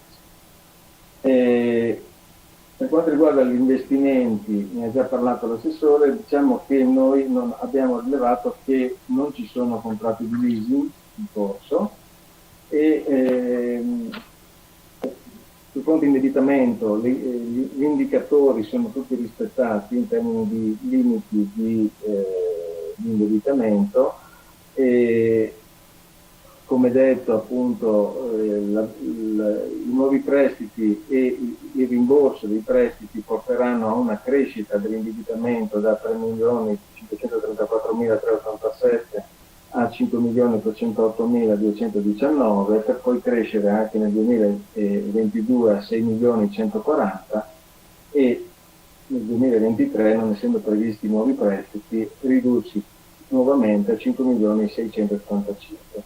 Diciamo che l'indebitamento di questo ente molto basso, per cui il fatto di prevedere nel bilancio previsioni certi nuovi prestiti non è assolutamente un problema. Ecco, per quanto riguarda osservazioni e suggerimenti, l'organo di revisione non ha evidenziato dei suggerimenti particolari. Chiaramente essendo riusciti a redigere un bilancio di previsione in questa situazione così difficile, chiaramente diventa importantissimo il monitoraggio delle entrate proprie da parte degli uffici, per cui questo fa da guida agli equilibri, al mantenimento degli equilibri. Quindi sono congrue le previsioni di spese e attendibili le entrate previste da questo bilancio. Per quanto riguarda anche gli investimenti, sono conformi alle previsioni in esito di copertura finanziaria e coerenti con il programma triennale degli investimenti e con il buffer. Chiaramente la realizzazione degli interventi è subordinata al concreto reperimento poi dopo dei finanziamenti stessi. Per quanto riguarda l'emergenza Covid, l'organo di revisione si è attivato per verificare il permanere degli equilibri, no? Per quanto riguarda la gestione dell'emergenza. E prossimamente, entro il 30 aprile, forse il 31 marzo, sarà tenuto anche a certificare l'utilizzo delle somme utilizzate dall'ente per far fronte a questa emergenza. Le previsioni di cassa sono attendibili in relazione sostanzialmente a quelle che sono la media degli incassi di tutti gli anni. Ecco, in conclusione, l'organo di revisione ha verificato che il bilancio è stato redatto nell'osservanza della norma di legge, dello statuto e nel rispetto dei principi contabili. Ha rilevato la coerenza interna, la congruità e la attendibilità contabile delle previsioni di bilancio ed esprime pertanto parere favorevole sulla proposta di bilancio di previsione 2021-2023 e sui documenti legali. Ringraziamo anche noi gli uffici dell'ente, gli uffici amministrativi, compresa la segretaria, che si supportano nelle nostre richieste con pazienza, perché chiaramente tutti lavoriamo nelle emergenze talvolta, però per quanto riguarda il collegio ha riscontrato un'importante crescita anche degli uffici in questo senso, nel senso della collaborazione, della coesione e nella crescita professionale interna. Grazie. Grazie dottor Gramese, ovviamente estendo i ringraziamenti a tutti i suoi collaboratori perché spesso ci sentiamo anche proprio direttamente su diverse necessità e siete sempre pronti a darci delle risposte e del supporto, che è quello che ci serve di più in ogni nostra fase. Quindi io direi di procedere così, chiederei ai consiglieri se ci sono domande tecniche da porre magari prima ai revisori, se ce ne sono, ed in seconda battuta eventualmente al consigliere Palese, l'amministrazione comunale ovviamente. Prego, consigliere Gurisati. Dunque, grazie, buonasera a tutti. Intanto grazie per le due esposizioni molto complete. Due domande, una per il revisore e una per il consigliere Palese o per l'assessore competente. Per il revisore chiederei di chiarire meglio quella frase che avete inserito tra i suggerimenti quando dite che la realizzazione degli interventi previsti, cioè intendete degli investimenti, sarà possibile a condizione che siano concretamente reperiti i finanziamenti. Siccome ho notato che questa frase non era presente nella vostra relazione al bilancio di previsione dell'anno che si chiude, volevo capire come mai ci fosse questa specifica nella relazione di quest'anno. E invece poi faccio subito le due domande per comodità, per il consigliere Palese o per l'assessore Venturini, visto che è una domanda sul patrimonio. Notavo che tra la previsione 2020 e la previsione 2021 cresce di molto il valore dell'ex impresa Venturini, che passa da 366.000 a 450.000 euro, e così volevo un commento rispetto a questo. e anche un commento rispetto al fatto che dei 2 terreni ex GIL, uno ovviamente c'è ancora perché è in permuta, l'altro, se ho visto bene, è sparito non c'è più insomma nella tabella, quindi volevo un commento su queste due variazioni. Grazie. Credo una parte posso rispondere io, però prima magari lascio la parola al dottor Gremese.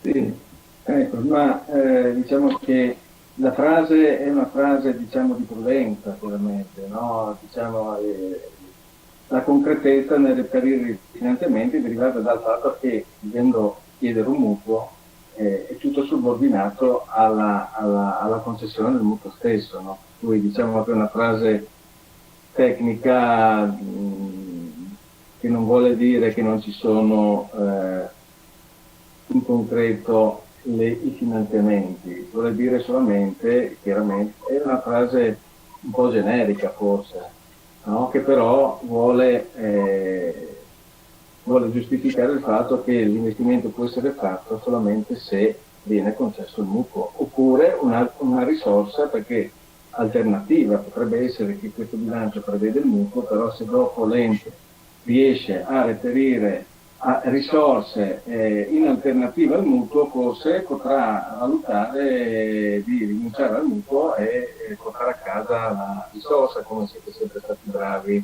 a portarla a casa. Quindi ecco, forse in questo senso, forse ci siamo espressi un po' non correttamente, ma il senso era questo.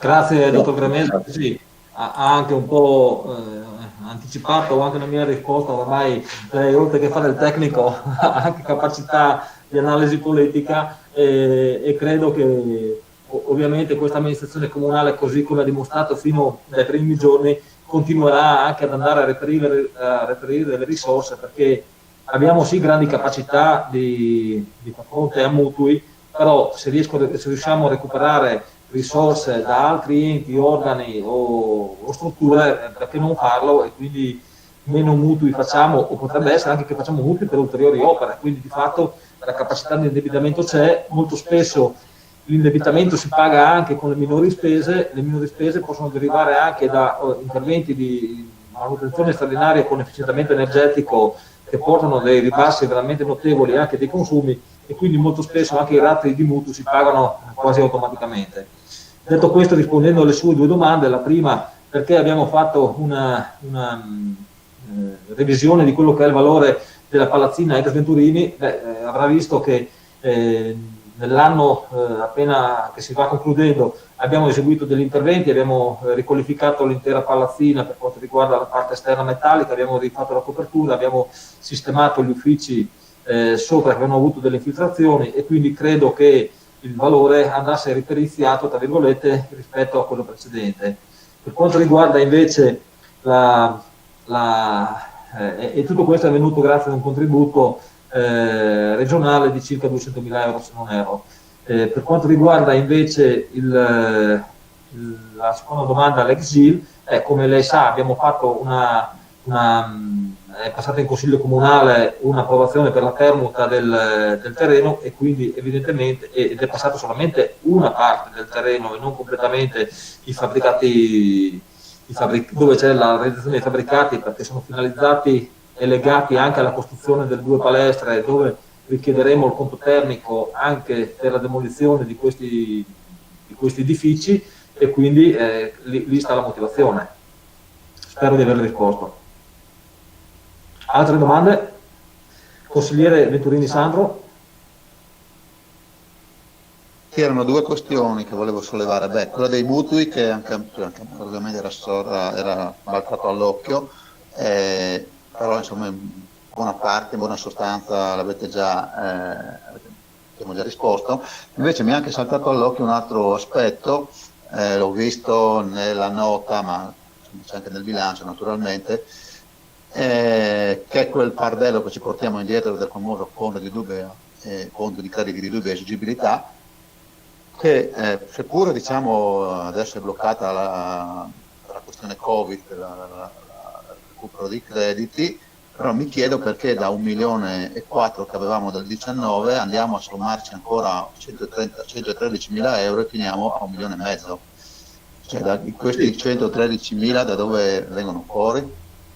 No, è chiaro che andando ad aumentare grazie della domanda, andando ad aumentare la capacità accertativa dell'ente, e soprattutto c'è da dire che uno straordinario lavoro, e credo che sia stato riportato anche nell'intervento che ha fatto prima il dottor Gremese, nell'allineamento delle banche dati che abbiamo fatto in questi anni, ed è stato un lavoro straordinario, ringrazio ovviamente la ragioneria e l'ufficio tributi per tutto ciò, ci ha portato ad avere un'analisi, una situazione più puntuale di tutte quelle che sono le situazioni catastali degli arretrati. È chiaro, adesso ci siamo allineati, purtroppo anche nei nostri programmi, come sapete lo scorso anno abbiamo accertato il 14 e il 15, quest'anno sarebbe stato l'anno del 16 e 17, avremmo fatto 2 anni per arrivare a fine mandato proprio in allineamento della situazione tributi. È chiaro che facendo gli accertamenti di 2 anni in 2 anni aumentano ovviamente anche quelle che sono le posizioni che devono essere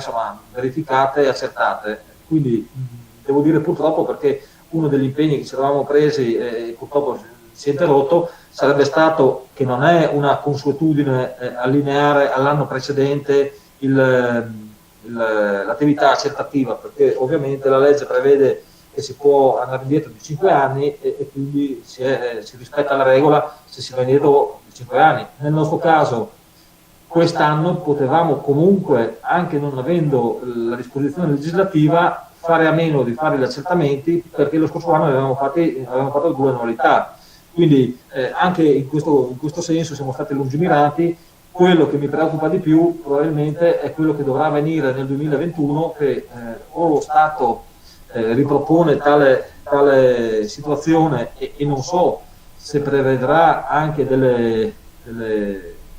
adesso non so quali scelte possa fare. Certo è che accumulare annualità prima o poi il conto qualcuno lo deve pagare, ed è evidente che nelle situazioni macroeconomiche previste questo conto prima o poi, se viene presentato, può rappresentare per qualcuno anche un motivo di grossa preoccupazione, e speriamo non sia un colpo fatale. Quindi è evidente che bisognerà trovare delle vie anche in questo caso per riuscire a non creare situazioni ulteriormente drammatiche rispetto a quelle che ci sono già. Però è evidente che questo fondo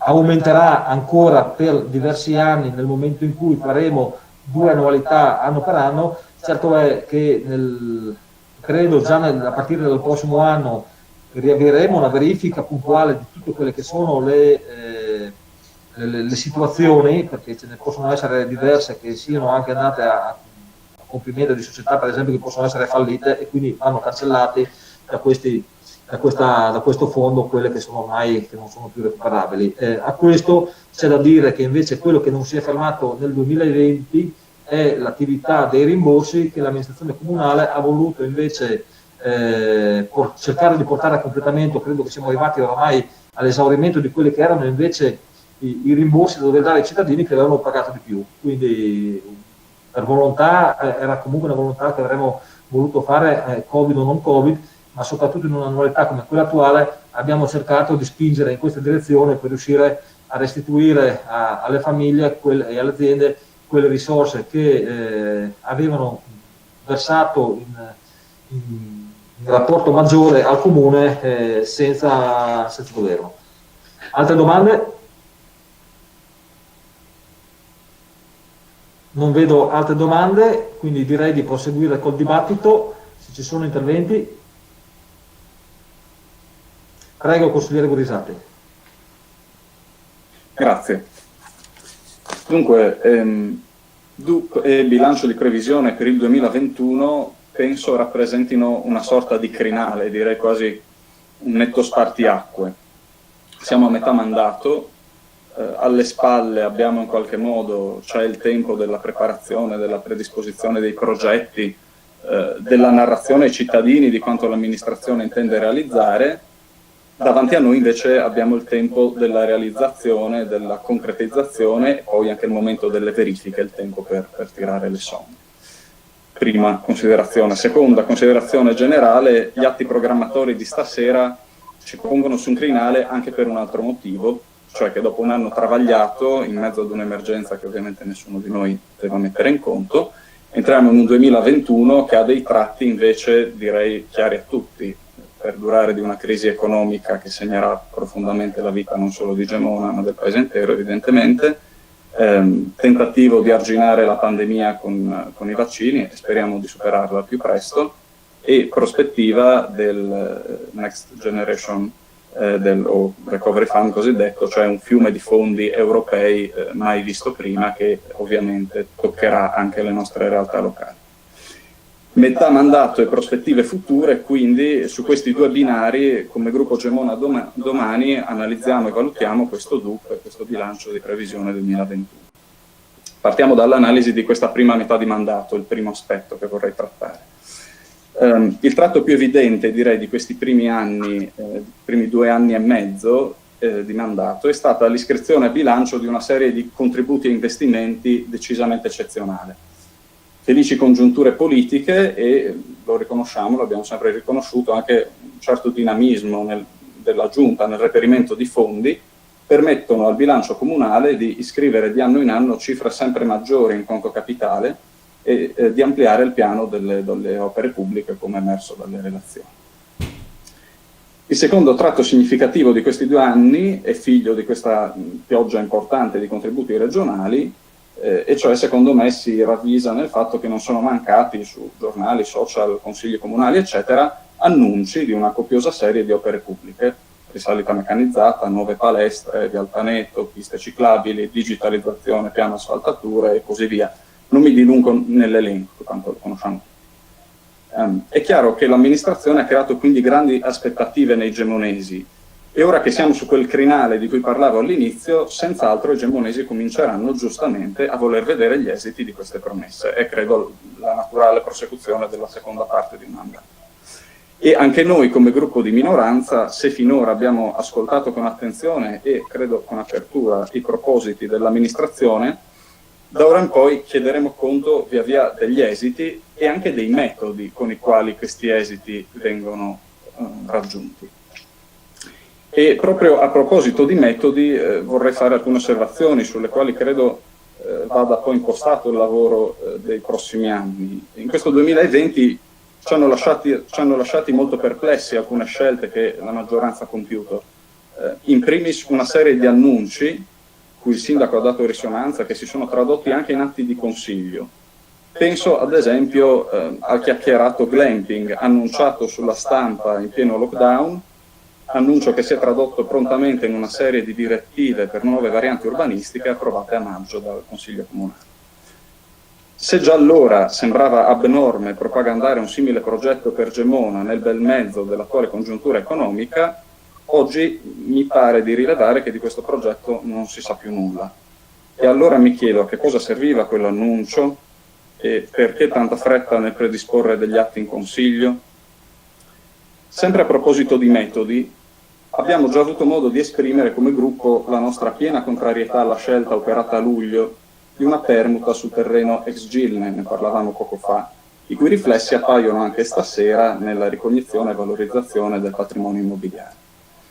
Anche in quel caso, a un proposito giusto, l'avevamo riconosciuto già allora, la realizzazione di una nuova scuola in via Felden, non si è accompagnato un metodo altrettanto buono e trasparente nell'arrivare alla permuta con il privato coinvolto. E sempre a proposito di metodi, davvero non si capisce quale metodo si sta seguendo nel caso della strada di Ledis, inserita stasera nel piano delle opere pubbliche. In questo caso, stranamente, non ci sono stati annunci stampa, finché la polemica in città non ha costretto recentemente a un intervento in cui si è affermato che quella viabilità forestale permetterà il rifornimento della progettata centrale a biomasse. Ma si tratta evidentemente di una risposta che io giudicherei raffazzonata. Né sul progetto della strada di Ledis, né sul DUP, né altrove i due progetti appaiono collegati. A me sembra che sia piuttosto un tentativo di recuperare un'idea arrivata dalle associazioni ambientaliste, alle cui critiche però non si è data risposta, così come non hanno ricevuto risposta i rilievi del nostro gruppo consigliare sugli aspetti più deficitari di questo progetto. Il progetto di Ledis, tra l'altro, ci fa riflettere sull'altro binario da cui ero partito all'inizio, cioè la prospettiva che ci poniamo.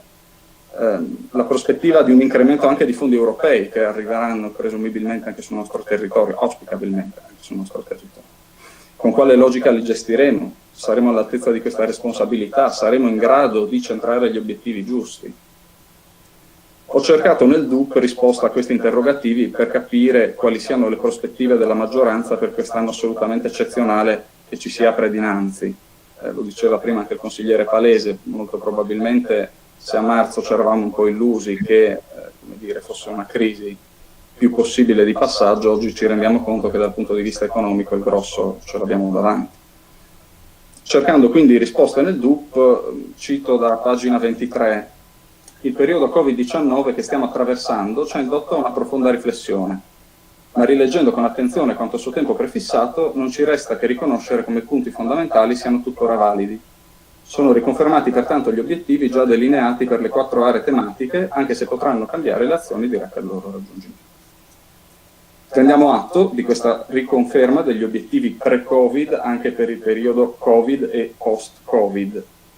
Ma come gruppo Gemona domani ci pare che si sarebbero potuti fare alcuni passi in più, almeno in 3 direzioni che vorrei ora toccare. 1. Vivibilità della città e soprattutto del centro storico, primo punto, che secondo noi merita uno sviluppo maggiore. Il Covid ci ha mostrato chiaramente che la provincia, i piccoli centri, hanno una chance storica di rilancio come luoghi più vivibili e sicuri, anche più comunitariamente accoglienti rispetto alle grandi città. Si ripropone quindi con assoluta urgenza il tema della vitalità dei nostri borghi e soprattutto della nostra città vecchia. E questo passa per una riflessione seria, da un lato sul tema del commercio e dall'altro della distribuzione insediativa, specie del nostro centro. E quindi chiediamo, è davvero questo il tempo di grandi progetti come la tanto discussa risalita, più di 2 milioni di euro? Ne abbiamo davvero bisogno in una Gemona vuota, con i negozi chiusi, con tanti palazzi storici inutilizzati, come ci ha ricordato di recente anche un articolo su Pense Maravè? È davvero questo il tempo di una variante come la 70 che discuteremo poi stasera e che rischia di sparpagliare ancora di più un insediamento già disordinato e disgregato come quello della Gemona post-terremoto, una Gemona che tra 10 anni sarà sotto i 10.000 abitanti, se analizziamo i dati che sono contenuti nel DUP. Nel DUP si parla anche di un progettato censimento degli immobili in disuso e individuazione delle attività economiche e commerciali di cui il centro è sprovvisto, e poi di un piano strategico e di animazione per riempire i locali vuoti. Ecco, siamo a metà mandato e vorremmo vedersi concretizzare queste previsioni con cui saremo d'accordo. C'è stato detto più volte che avremmo visto un piano complessivo sul centro storico, ma a oggi non ci risulta. Secondo punto da sviluppare, anziani. Su questo sarò ripetitivo, chiedo scusa, ma credo sia necessario. Il Covid credo ci impone, cioè il verbo secondo me è proprio ci impone, di ripensare subito vita e assistenza dei nostri anziani. I modelli sin qui adottati hanno mostrato di essere completamente fallimentari. Va ripensato il sistema dei cosiddetti ricoveri, pur io riconoscendo il pregio, il valore e l'importanza dell'intervento che si sta facendo sulla nostra casa anziani, lungi da me non riconoscerlo. Però va fatta una riflessione seria sulla solitudine che tanti anziani sperimentano in una Gemona sparpagliata, dove chi non ha un mezzo di locomozione rischia di essere tagliato fuori dalla vita comunitaria, dove chi vive in centro ha visto scomparire di anno in anno negozi e servizi, dove la sanità territoriale, molto più di quella ospedaliera, sarà il punto nodale per misurare la vivibilità di un territorio per un anziano. E a proposito di questo, ricordo che nel DUP si dice, testuali parole, sarà istituita la Commissione Consiliare Permanente per la Salute che dovrà contribuire a sostenere con l'azienda sanitaria progetti mirati per gli utenti e il miglioramento dell'assistenza territoriale. Bene, invitiamo come gruppo l'amministrazione a dare seguito a questo proposito. Impegniamoci come Consiglio intero sul tema degli anziani e della sanità territoriale, facciamolo subito. Attendiamo quindi che si realizzi quanto avete scritto nel DUP, perché è un tema centrale e credo che i mesi che stiamo vivendo ce lo mostrano e forse anche ce lo chiedono, ce lo impongono.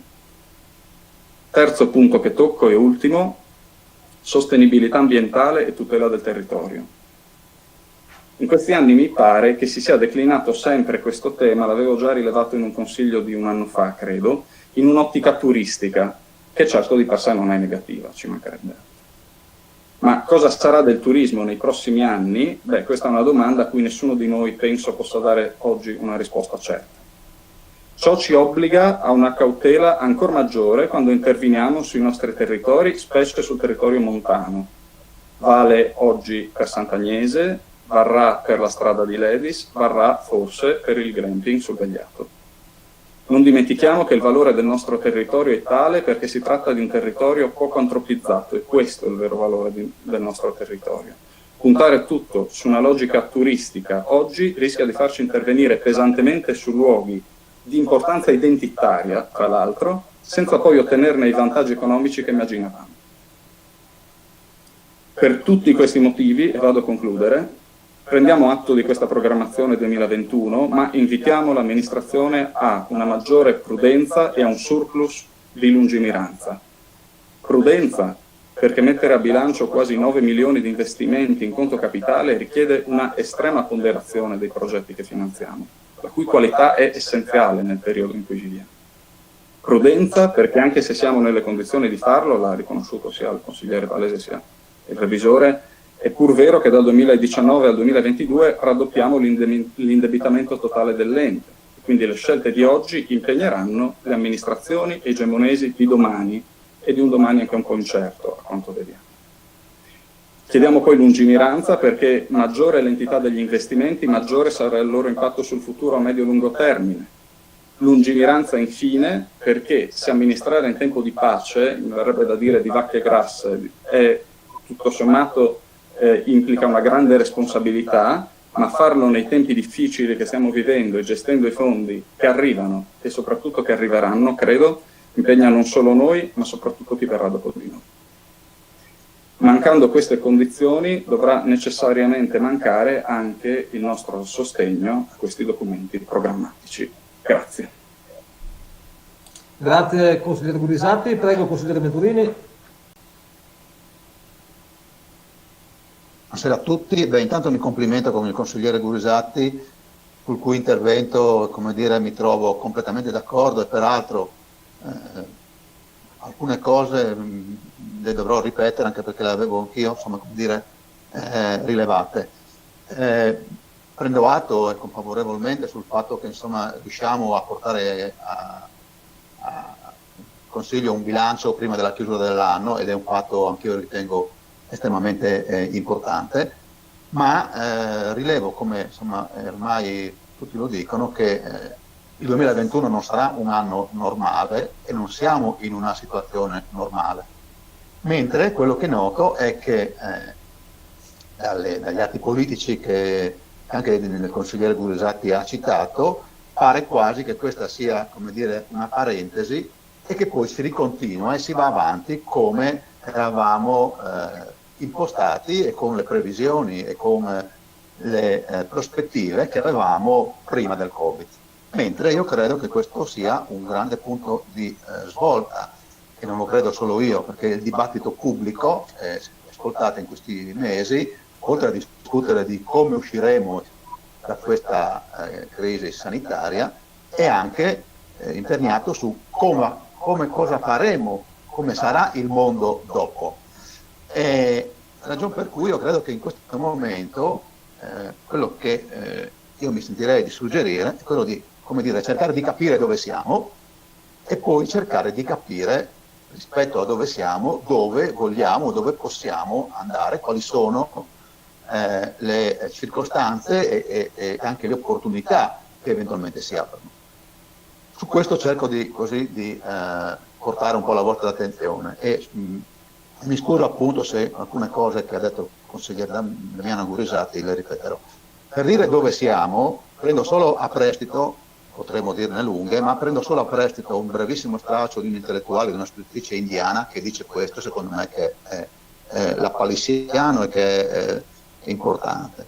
Come dire, le scrive: le pandemie hanno sempre costretto gli uomini a rompere con il passato e a immaginare il loro mondo da capo.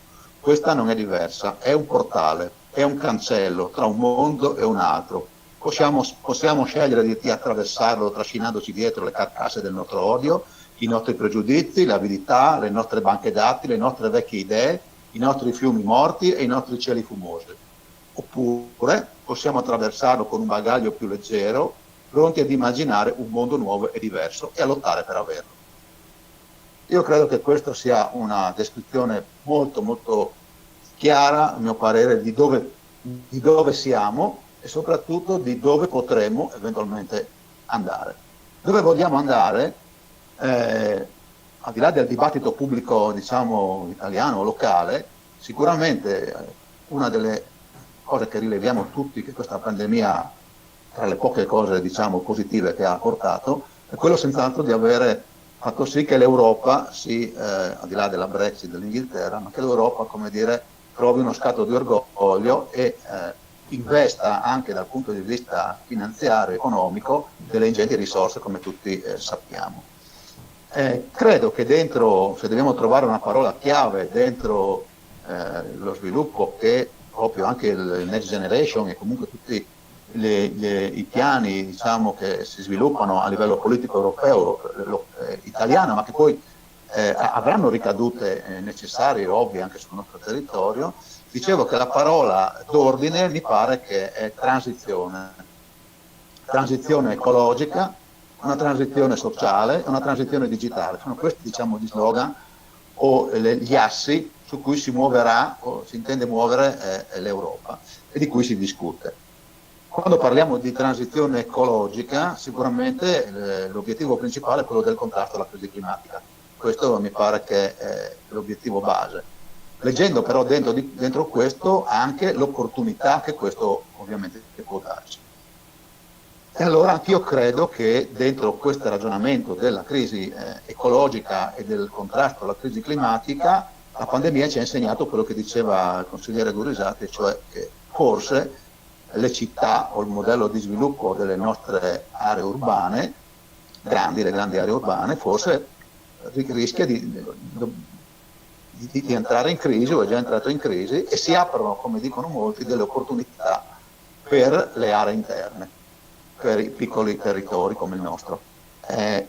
Una riflessione su questo: quale sarà il ruolo di Gemona, mi chiedo, o soprattutto mi piace sempre pensare al ruolo del gemonese più che solo di Gemona rispetto a questa prospettiva. Che cosa possiamo offrire, quali opportunità possono aprirsi su Gemona? Sicuramente il discorso del ruolo del centro storico, del commercio di prossimità di cui si va discutendo in questi tempi, potrebbe, qui veramente dopo grandi discussioni, dopo aver sentito per anni discutere, no, del rilancio del centro storico, ora può esserci veramente l'opportunità del rilancio, se però ci fermiamo e facciamo un punto zero e capiamo quello che possiamo metterci dentro, e ovviamente in questo c'è un blocco di un certo tipo di commercio che diciamo lo identifico, ma giusto perché ci capiamo, con il città fiera, no? Per dire, quel tipo di roba lì che sta già mostrando la corda, no?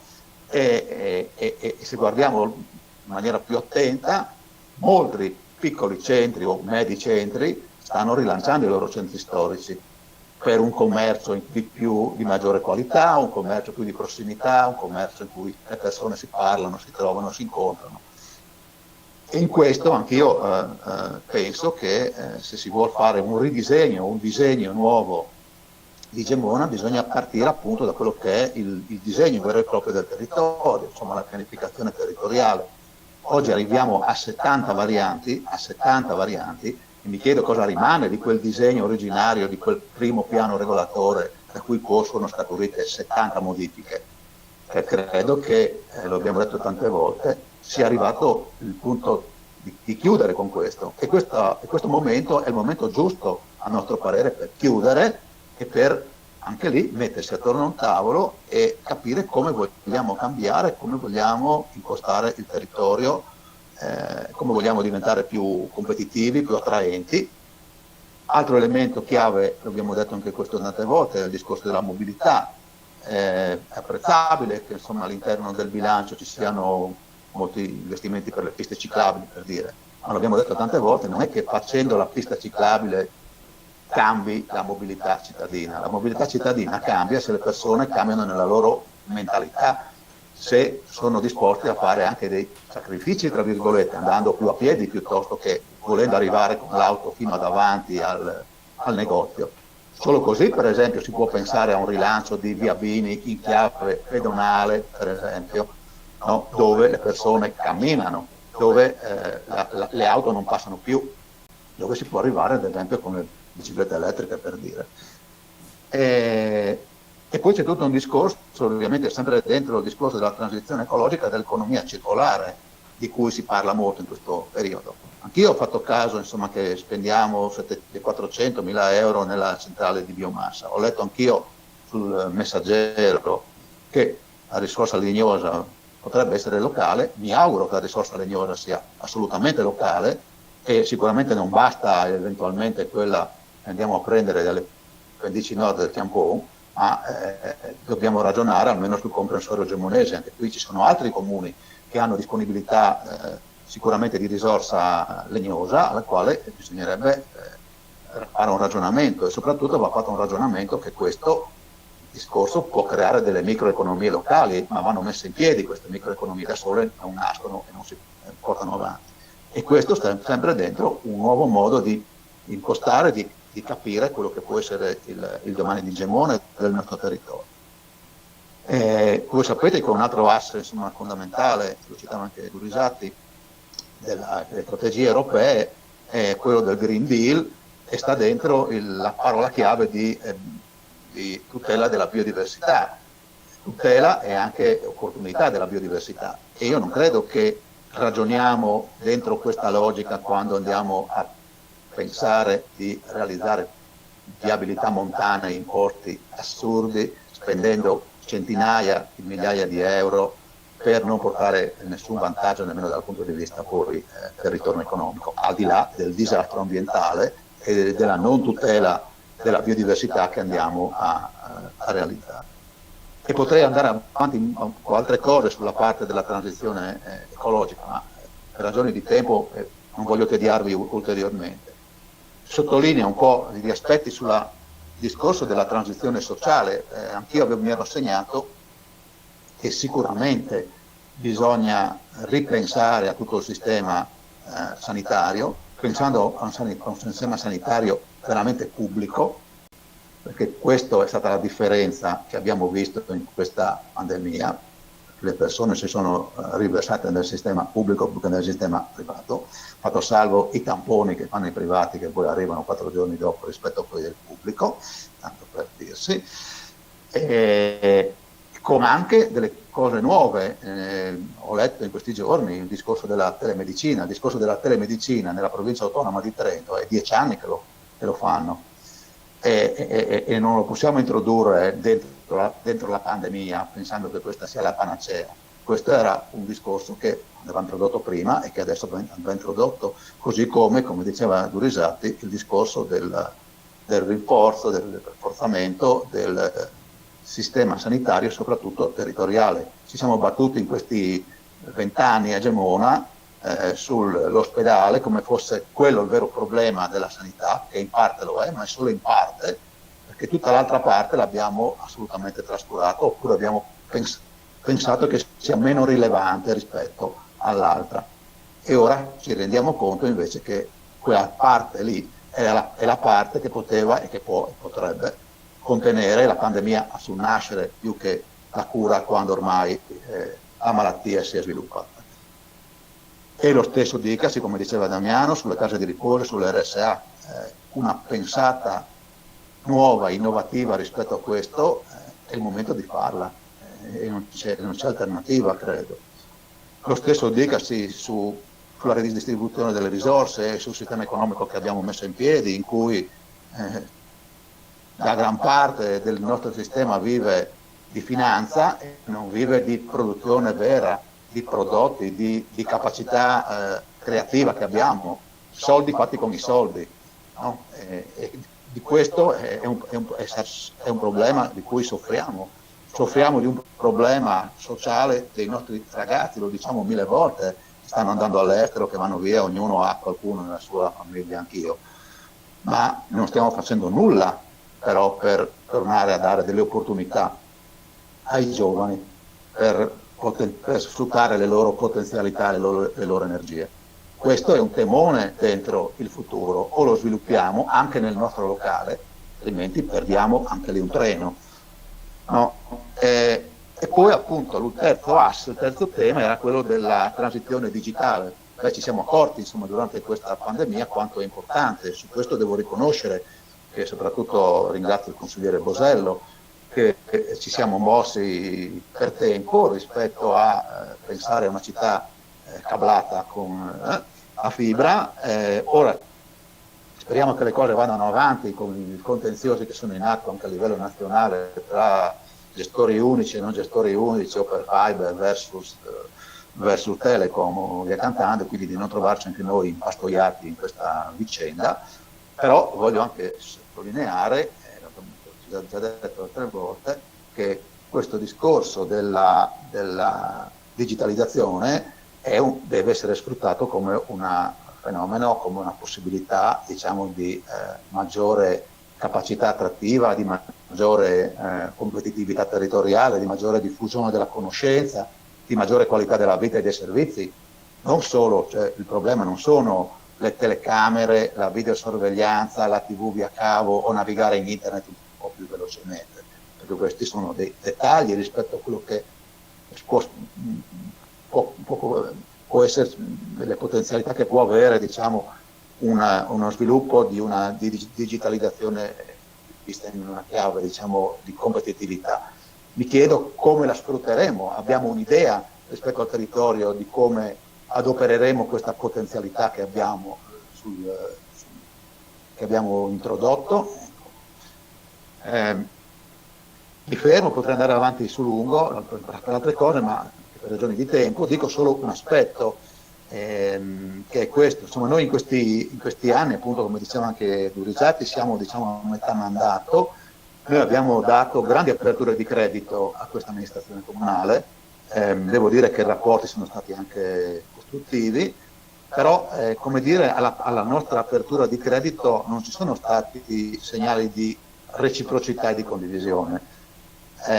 Ci aspettavamo, e soprattutto poi in questo momento dove la crisi è forte e dove abbiamo la possibilità di ripensare, come dire, anche a una visione di costruire una visione di futuro nuova, ci aspettavamo e ci aspettiamo di poter dare un contributo, di poter essere chiamati attorno a un tavolo. Avevamo dato una disponibilità sul discorso della mobilità e su altre cose, insomma, con qualche idea possiamo anche portarla.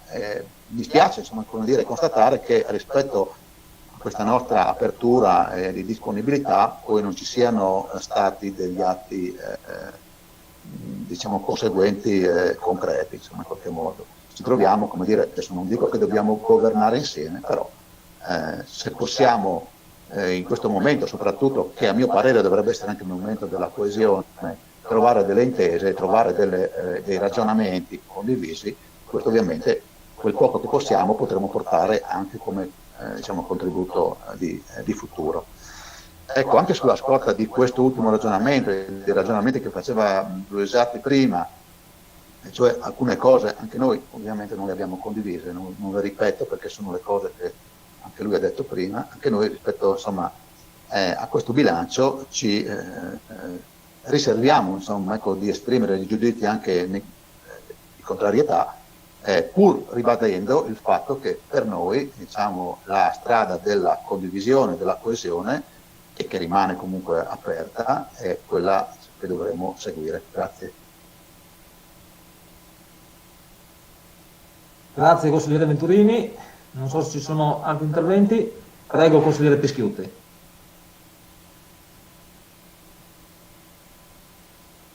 Grazie, molto brevemente.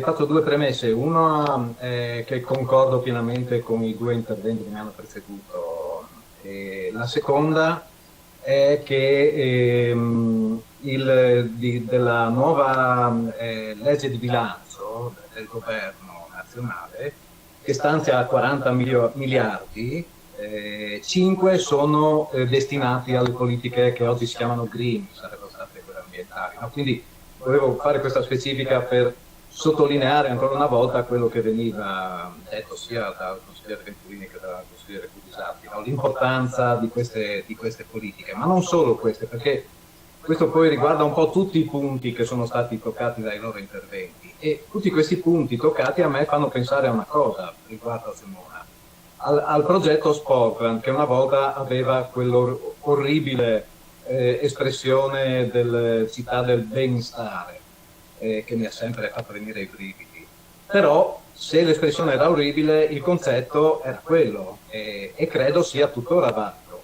E allora perché, mi chiedo, nel DUP, nella relazione eccetera, Sportland non è stato nemmeno nominato? Mi chiedo come mai. Si vuole dare un'importanza strategica anche riguardo proprio a tutti questi punti toccati, a un miglioramento delle condizioni generali, insomma, no? della cittadinanza, non solo di Gemona ma del gemonese, o rimane così un intervento come accade ogni tanto, che vale qualche spot magari sui giornali e poi però si ferma lì?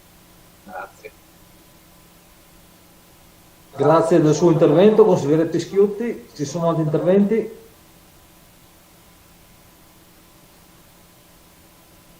Consigliere Canci, prego. Grazie e buonasera a tutti. Allora, la relazione sotto il profilo più propriamente tecnico del bilancio del Comune di Gemona, presentata quest'oggi dal collega Andrea Palese, è stata sicuramente diffusa e approfondita, e lo ringrazio ovviamente pubblicamente di questo, anche a nome di tutta la maggioranza. Il bilancio di previsione, che ovviamente è importante perché predispone gli obiettivi programmatici di ciascun settore, e anche quest'anno, come 12 mesi fa, viene approvato entro la fine dell'anno, prima del periodo interessato dalla previsione stessa. Viene infatti approvato prima della previsione prima della fine dell'anno, per permettere già dal 1° gennaio di pianificare e investire fondi, come già diceva bene Palese.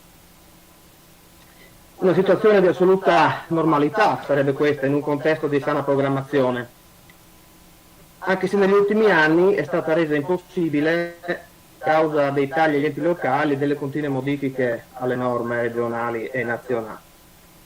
È stato un 2020 questo, e lo sappiamo tutti, molto difficile e complicato, che ci ha messo di fronte a sfide inedite e un nemico invisibile e sconosciuto prima d'ora. Ma in un quadro di difficoltà il Comune di Gemona è riuscito comunque a lavorare, investire e a farlo bene, e anzi direi molto bene. Gli investimenti sono stati numerosi già nel 2020, con l'impegno per quest'anno di oltre 6 milioni di euro, per lavori di manutenzione straordinaria di strade e piazze e costruzione di 2 palestre, sempre in scia al progetto Sportland, peculiarità della nostra città e del territorio. Tra parentesi, quando il consigliere Pischiutti ha detto del benestare, insomma, sul benestare, che è orribile come parola, bisognerebbe chiederlo a sole 24 ore, visto che c'è inserito proprio in quel periodo lì nelle migliori, nelle cittadine dove si viveva meglio. Comunque, vabbè. Tra l'altro, i lavori di valorizzazione di via Altaneto, che è una delle tantissime opere, piccole, grandi che siano, per cercare di dare vita a un nuovo centro storico, e anche qui è stato citato tante volte centro storico. Personalmente bisognerebbe anche iniziare a vivere un centro storico ogni tanto, no? Dare il nostro contributo, entrare in un bar, in un negozio, perché parlare qua è giustissimo, va benissimo, denunciare una criticità che c'è, ma anche portare il proprio contributo non sarebbe male. Lavori di recupero della Roggia, nonché importanti lavori sia per la casa di riposo e per la scuola materna di capoluogo.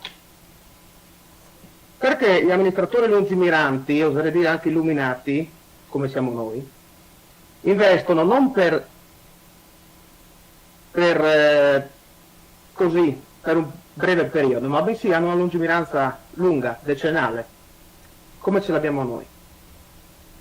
Importanti interventi sono poi in programma per il prossimo, appunto, triennio 2021-2023, con cantieri di milioni di euro per innovare e migliorare la nostra Gemona.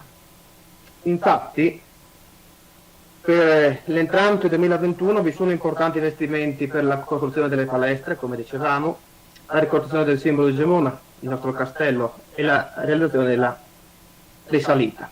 La realizzazione di una nuova centrale a biomasse e annessa rete di riscaldamento a servizio delle 2 palestre del centro scolastico e sportivo di via Praviolai, e lavori di ampliamento del centro di raccolta rifiuti, ed il €1.000.000 assolutamente importantissimo per il CSR di Campolesi, sempre in logica inclusiva delle fasce più deboli della popolazione. Quindi si può dire che il compitino di ragioneria politica, come qualcuno lo chiama, sia tutto svolto discretamente, nonostante alcune giunte regionali, sempre sostenute fervidamente da tanti consiglieri qui presenti di minoranza, negli ultimi anni abbiano penalizzato drasticamente il nostro comune, colpevole solo di non essersi mai sottomesso alle logiche di ricatto della giunta serena. Inutile fare esempi perché ormai sono noti a tutti e tutti ne stiamo pagando le conseguenze, anche chi quelle scelte le ha sostenute a discapito del bene di Gemona, ma in nome di una superiore fedeltà agli ordini di partito. Il bilancio di previsione oggi presentato raggiunge in ogni settore ogni più rosea aspettativa. Si superano tutti gli obiettivi che, come maggioranza ci eravamo posti, rimettendo la nostra Gemona in un ruolo di primaria visibilità e importanza nel panorama regionale. E nonostante il difficile periodo economico e sociale, i tributi e le tasse rimangono invariati, rinunciando Gemona a chiedere ulteriori sacrifici ai suoi cittadini, con l'unico intento di tutelarli sempre di più. È palese il diverso modus operandi, a differenza di chi, servili ai superiori ordini scellerati di scuderia, antepone i propri interessi a quelli dei cittadini che rappresenta in questa sede. Noi vogliamo schierarci sempre dalla parte dei gemonesi. Lavoriamo ogni giorno per tutelare gli interessi di chi ci ha concesso la propria fiducia. Ci contraddistingue la diversità di fini, non solo l'utilizzo di mezzi diversi dai loro. E di questo non posso che andarne fiero. Permettetemi quindi dei ringraziamenti doverosissimi. Un ringraziamento va all'attuale giunta regionale, che ha valorizzato i nostri progetti di più ampio respiro, lasciando da parte logiche politiche e valorizzando solo l'unità dei finanziamenti alle maestranze comunali, ma questo è quasi sottointeso ormai perché stanno lavorando veramente in maniera eccezionale. Un ringraziamento va al nostro sindaco, che seppur uomo solo al comando, come sempre lo definisce qualcuno, ha magistralmente guidato una squadra di valore composta da assessori e consiglieri tutti uniti per il bene di Gemona, non limitandosi a una visione cieca e ottusa che mira a risultati immediati, ma piuttosto volta sempre ai risultati di lunga durata. Una squadra che affiatata e compatta ha saputo portare a casa importanti frutti e il tempo ancora una volta ci darà ragione. Chiudo con un augurio che questa squadra continui con la stessa sintonia per trovarci tra un anno, sempre in questa sede, speriamo ovviamente non virtuale, a presentare con la stessa soddisfazione di oggi il bilancio di previsione dell'anno 2022. Come ho già anticipato, è stato sicuramente un anno difficile sotto tutti i profili, sanitario, economico e sociale, ma il lavoro paga sempre. Chiudo ovviamente facendo gli auguri di buon anno, sperando ovviamente che sia migliore di questo bruttissimo 2022, da estendere a tutte le vostre famiglie, e grazie. Grazie consigliere Canci. Allora adesso una breve replica mi sia concessa in qualità di sindaco che presiede insomma questa seduta nel Consiglio Comunale di Gemona, ribadisco, nel Consiglio Comunale di Gemona, perché ascoltando certi interventi ho pensato per un attimo di avere l'onorevole incarico di essere in qualche commissione europea, o qualcuno mi ha suggerito all'interno dell'ONU. Allora non ho i collegamenti che voi pensate, e nel mio cellulare non ho il numero del Presidente del Consiglio Conte che risponde ad ogni mia chiamata, che magari sarebbe opportuno per voi che voi vi rivolgeste a lui, perché dai discorsi che ho sentito, che nulla c'entrano con il comune di Gemona, se non per i macro temi o, scusatemi, per il sesso degli angeli che tutti noi condividiamo e ormai è riportata in qualsiasi documento programmatico, che sia di destra, di sinistra, di centro, dei 5 Stelle, di tutti, stiamo parlando delle premesse che oramai sono intrinseche a ciascuno di noi. Quindi ogni tanto bisogna fare un passo in più e fare uno scalino. Mi immaginavo che in sede di approvazione di un bilancio, ricordandovi a voi consiglieri di minoranza, che in sede dei precedenti bilanci vi siete sempre astenuti, mai avete votato contrario, mai. E anche questo bilancio di previsione è in linea con quelli già approvati nei 2 anni scorsi, implementato da ulteriori opere che vanno a modernare la nostra città. Mi sono preso diversi spunti e mi dimenticherò qualcosa e me ne scuso anche in anticipo, però veramente avrei dovuto dare tante risposte e cercherò di fare un quadro anche generale. Allora, liquido subito il consigliere Pischiuti nel suo intervento, che ha detto che non c'è una parola su Sportland. La invito, perché noi ci mettiamo parecchia fatica a scrivere i documenti e altrettanta fatica pretendo da parte dei consiglieri ad andare a leggerseli. Quindi le chiederei di andare a vedere sul DUP quello che c'è scritto e se ci sono delle parti riportate su Sportland, perché ripeto, non sono documenti copia e incolla o delle semplici relazioni stralciate ed incollate, ma vi assicuro che anche quando andiamo ad elaborare i DUP sono documenti completi su cui ci lavoriamo per settimane e anche in rapporto al lavoro degli altri, e qui dentro sono in tanti che lavorano dalle 7 di mattina a mezzanotte molto spesso per riuscire a elaborare i documenti e per arrivare al 30 di dicembre in Consiglio Comunale con un DUP e con un bilancio di previsione di queste dimensioni, di questa portata, quindi ci vuole anche rispetto per quelli che lavorano. E lo voglio puntualizzare perché troppo spesso, una volta sono calcoli ragionieristici, una volta sono dei semplici documenti. Io vi assicuro che invece c'è tanto lavoro dietro e ci vuole rispetto anche per quelli che lavorano. Chiuso. Io non voglio liquidare nessuno. Non è dibattito. No, della relazione di Palese, di questo parlavo. Allora, consigliere Picchiuti, non è un dibattito, nessuno l'ha interrotta quando parlava lei. Proseguo. Per quanto riguarda il piano degli investimenti, una visione strategica di largo respiro, questa amministrazione comunale l'ha individuata la prima volta quando si è candidata e nel proprio programma elettorale, la seconda volta quando ha elaborato il primo DUP, che non era un documento, un allegato di un atto, ma era un documento su cui già c'erano diversi spunti interessanti, che sono stati ogni qualvolta implementati e revisionati a seconda delle condizioni. Voi ci dite che dobbiamo revisionare quelle che sono le nostre prospettive perché non possiamo non accorgerci che non ci sia stato il Covid. Se c'è qualcuno che si accorge che c'è stato il Covid, è il sindaco e la struttura comunale che qualcosa in questi mesi ha dovuto se non altro subire.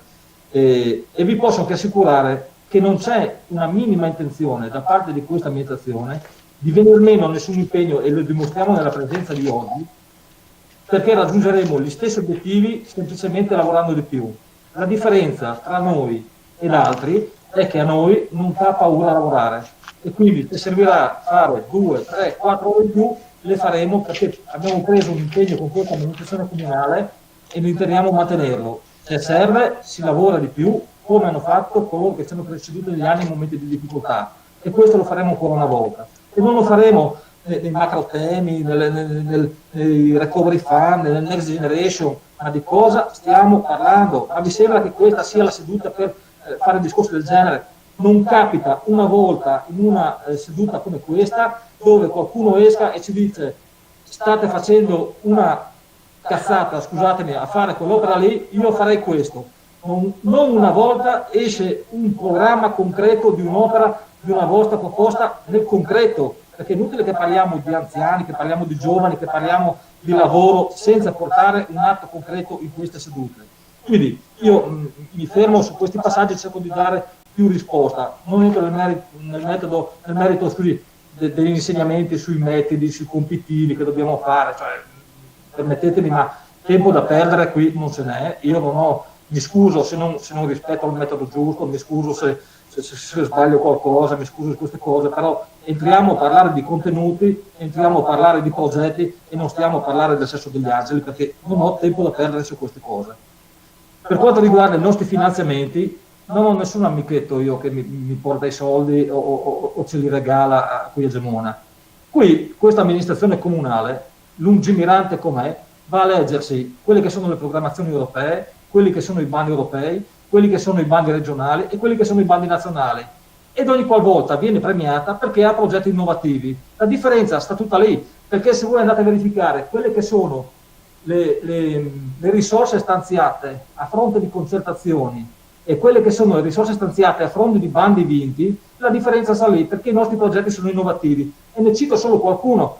Mi viene da ridere, consigliere Burisati, mi perdoni, ma queste cose poi anche mi alterano, e lo dico proprio così, che questa amministrazione comunale abbia avuto bisogno di leggere su Pensa e Maravè, che sulla centrale biomasse, prendere spunto da questo e fare l'articoletto sul giornale, mi permetta, ma la domanda di contributo della centrale biomasse è datata 2018, eravamo in graduatoria ed è stata finanziata solamente nel 2020. Questo glielo posso assicurare, negli atti ci sono le relative domande, così come c'è anche un'operazione strategica legata alla strada di Ledis che è collegata proprio anche a questo.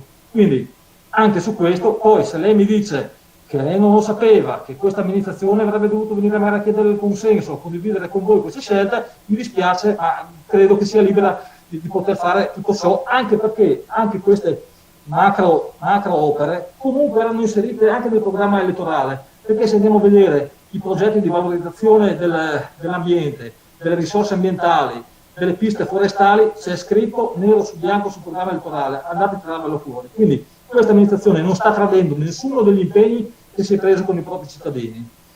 Vado avanti, non vado neanche a citare i lavori, perché c'è un elenco talmente grande di quello che è già stato fatto, di quello che è già programmato. Allora, è stato fatto sulla manutenzione del patrimonio edilizio esistente.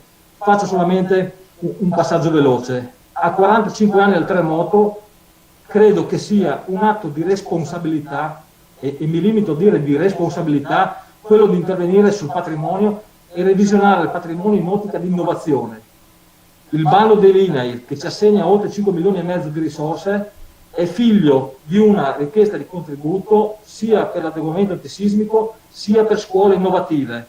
Se per voi avere scuole moderne non rientra nell'idea del dopo Covid, e verranno progettate anche in quest'ottica ovviamente queste nuove scuole, e avete letto oggi che c'è un altro contributo dello Stato, degli amici dello Stato, mettiamolo così, che ci destinano 350.000 euro per la progettazione di una nuova scuola, che io ho anche l'ambizione, per non dire la certezza, che in poco tempo, una volta completata questa progettazione, anche quest'opera verrà finanziata con ulteriori 4 o 5 milioni. Perché? Perché siamo capaci di leggere quello che succederà tra 2 o 3 anni, perché va così, ma forse perché sappiamo anche un po' muoverci, non nelle porte e nelle stanze magari a cui pensate voi o fate riferimento voi, ma ci muoviamo nelle carte, le studiamo tanto, perché passiamo parecchie ore a studiarci le carte, e perché sappiamo dopo quali devono essere le proposte da portare.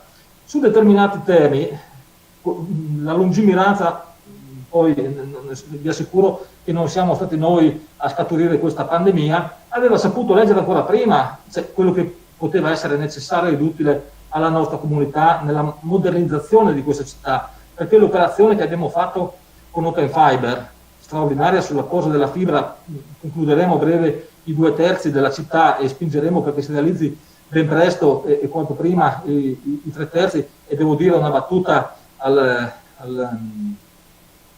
consigliere Venturini che ci dice quello che sta succedendo a livello nazionale, non lo so. So di un governo che sta spingendo da una parte, e non è il mio governo, senz'altro, sta spingendo per cedere un'infrastruttura strategica come quella dove passano tutte le informazioni a qualcuno che non è lo Stato, giusto per tornare all'ambito sanitario a cui si faceva riferimento lei. Un'opera del genere io sinceramente ci penserei 2 volte, se è giusto che il percorso sia questo. Chiudo. Per quanto riguarda gli investimenti che questa amministrazione comunale qua sta facendo trasversalmente, senza colore politico, ma per bisogni e per le necessità della comunità. Ci sono investimenti milionari sul sociale, ha citato un consigliere del capogruppo Canci, sul CSE, sulla casa anziani, e verranno sempre posti in tema ovviamente innovativi, probabilmente ne inseriremo che altri. Ve ne aggiungo un po', con il CAF abbiamo ragionato e stiamo ragionando per completare la progettazione da qui al primo quadrimestre del prossimo anno, per realizzare, sistemare l'infrastruttura fognaria di tutta la zona di Godo e di Piovega, per garantire una miglior qualità delle acque in entrata del depuratore e in emissione nell'Edra, e a tutto beneficio dell'ambiente, per non parlare di tanti interventi di carattere ambientale che stiamo facendo quotidianamente senza tanto clamore e senza tanti annunci. Un'altra premessa che faccio: questa amministrazione comunale mai ha fatto una promessa, ha sempre preso impegni e che intende rispettare fino al termine del proprio mandato.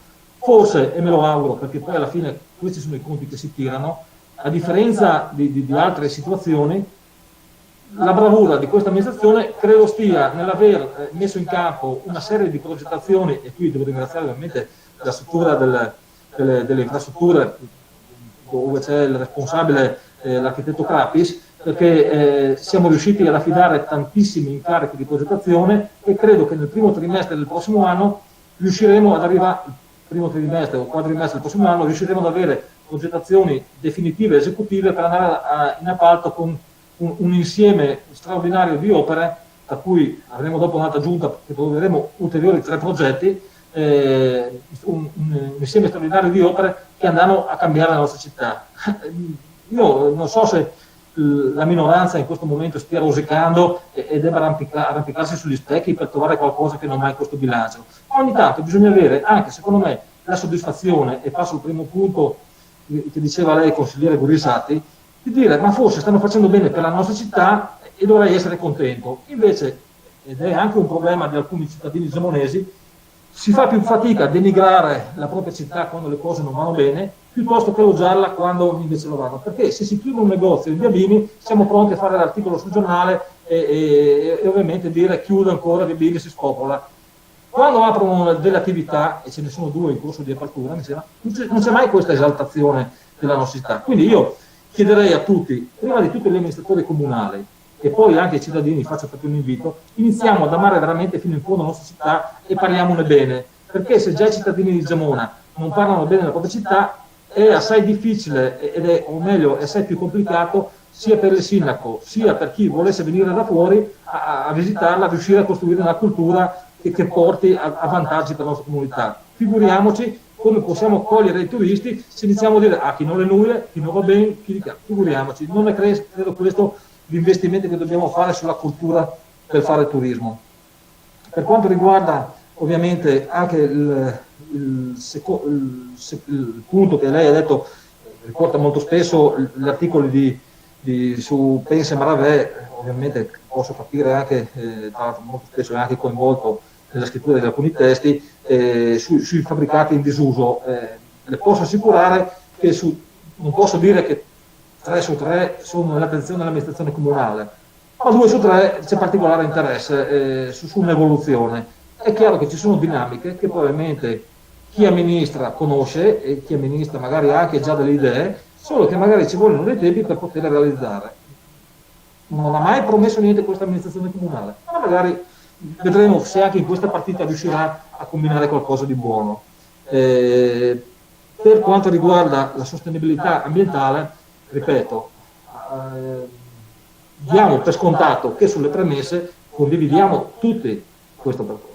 Ma quello che sta facendo l'amministrazione comunale in questa legislatura, io non vengo ad evidenziare per esempio tutte le centrali termiche che stiamo sostituendo. Abbiamo sostituito quella del comune, 100.000 euro, stiamo sostituendo quella del cinema, 100.000 euro, stiamo sostituendo tutte quelle degli impianti sportivi e giù una rotta di centinaia di euro, di migliaia di euro di investimenti fatti per riqualificarle e portarle ad un efficientamento energetico elevatissimo. Stiamo riqualificando il cappotto per limitare le emissioni, stiamo pensando a una centrale a biomasse per limitare i consumi e le emissioni di combustibili fossili. Stiamo veramente investendo, abbiamo investito sui pannelli fotovoltaici già da alcuni anni, di verità, ed intendiamo potenziare ulteriormente l'energia prodotta. Anzi, vi dirò di più, in collaborazione con l'ATE, perché i meriti vanno anche distribuiti, stiamo redigendo diversi piani per verificare quando potremo arrivare all'autonomia energetica del comune di Gemona per quanto riguarda gli edifici pubblici. Ed anche la centrale biomasse va in questa direzione. Era nata per riuscire a dare una risposta, perché ovviamente quando si presentano i progetti, soprattutto come quelli delle nuove palestre, dove bisogna essere, il consumo, o meglio, la struttura deve essere di tipo NZ, quindi a consumo quasi zero, è chiaro che bisogna avere delle alimentazioni da fonti rinnovabili. Stiamo verificando ovviamente se da questa prima previsione si può mettere in rete ulteriori fabbricati per riuscire a staccare ovviamente delle centrali termiche che sono oggi vetuste, energivore ed ovviamente inquinano molto di più. A questo si aggiunge anche il notevole investimento che questa amministrazione comunale sta facendo con risorse proprie, proprio sul profilo strategico sia della vivibilità interna, e mi riferisco ovviamente ai trasporti, scuola, lavoro legati alle piste ciclabili, sia ovviamente sotto il profilo turistico, perché certe opere avrebbero dovuto essere di interesse regionale e dovrebbero essere realizzate proprio, credo, dalla regione in altri tempi, e in altri tempi mi riferisco in altri tempi. Ovviamente siamo in ritardo, ci sono pluriresponsabilità e non mi interessa neanche andare a cercare proprio chi sia colpevole. Fatto sta che questa amministrazione comunale si è stufata di aspettare e dice anticipo i tempi. Visto, tra l'altro leggiamo in questi giorni che proprio ancora la regione, e bene ha fatto ancora stavolta questa giunta regionale ad investire sulla ciclabilità, sulla tratta Casarsa-Pinzano nell'acquisizione della sede ferroviaria. Quindi sulla FVG6 ci siamo, sulla FVG ovviamente ci saremo, sulla FVG1 ci saremo, stiamo sviluppando una rete della ciclabile interna, stiamo predisponendo il biciplan e vi avevo anche detto, avevo confermato la disponibilità a ragionare assieme e la confermo tutt'oggi, nel momento in cui avremo una bozza di piano, quindi confermo anche proprio in questa sede in forma ufficiale, quindi non appena, e io non ho ancora la disponibilità di questa bozza di piano, non appena ce l'avremo, confermo che così come faremo con tantissimi altri stakeholders e stiamo già facendo ovviamente anche alcune attività di collaborazione, perché non vogliamo calare un progetto all'altro, ma anzi nasce dal basso con il coinvolgimento di molti turisti, di cicloturisti, di molti appassionati di biciclette e di molte persone che la stanno utilizzando. Quindi ovviamente ci siamo già allargati, così come è nostra abitudine fare, e troveremo una risposta anche su questo e coinvolgeremo le minoranze per il contributo concreto che vorranno apportare. Per quanto riguarda il consigliere Venturini, ci sarà il pre e il dopo Covid. Io sono convinto, anzi sicuro, che sarà così, anzi l'ho già annunciato, ci sarà un prima 2020 e il dopo 2020. Molto cambierà ovviamente, ma questa amministrazione comunale sta proprio guardando al futuro e credo che a differenza di altri si posizionerà molto prima in una posizione di progresso e di sviluppo, e la rete in fibra ottica farà questo. Poi ho sentito parlare, cerco di non dimenticarmi di tante domande e tanti discorsi, perché mi dispiace averne risposto su tutte. Sul glamping chiaramente c'è anche un processo urbanistico da fare. Il processo è avviato, hanno affidato gli incarichi per le varianti urbanistiche e quant'altro. Una volta completato questo processo ritornerà in consiglio per l'approvazione della variante e verrà avviato il suo percorso. Quindi è chiaro che è un'iniziativa di natura privata, ovviamente anche il pubblico è interessato a questo. Io, guardi, se mi dovesse chiedere cosa pensa, magari lo penserò domani mattina. Quindi mi auguro, però ovviamente è il privato che investe, e spero che continui questa direzione, perché cambierebbe il volto in un secondo anche del nostro centro storico e dell'afflusso di turisti nell'intera Gemona, a beneficio di tutte le attività commerciali della nostra città. Ovviamente in tema ambientale, perché poi si dà per scontato, certe cose si fanno, ci si dimentica, sì, abbiamo raggiunto la raccolta differenziata, ringrazio qui anche l'assessore Davis che è appena rientrato all'assemblea di ET 2000, abbiamo raggiunto l'80% della raccolta differenziata, ma adesso ormai passa per una cosa così, quasi un dettaglio.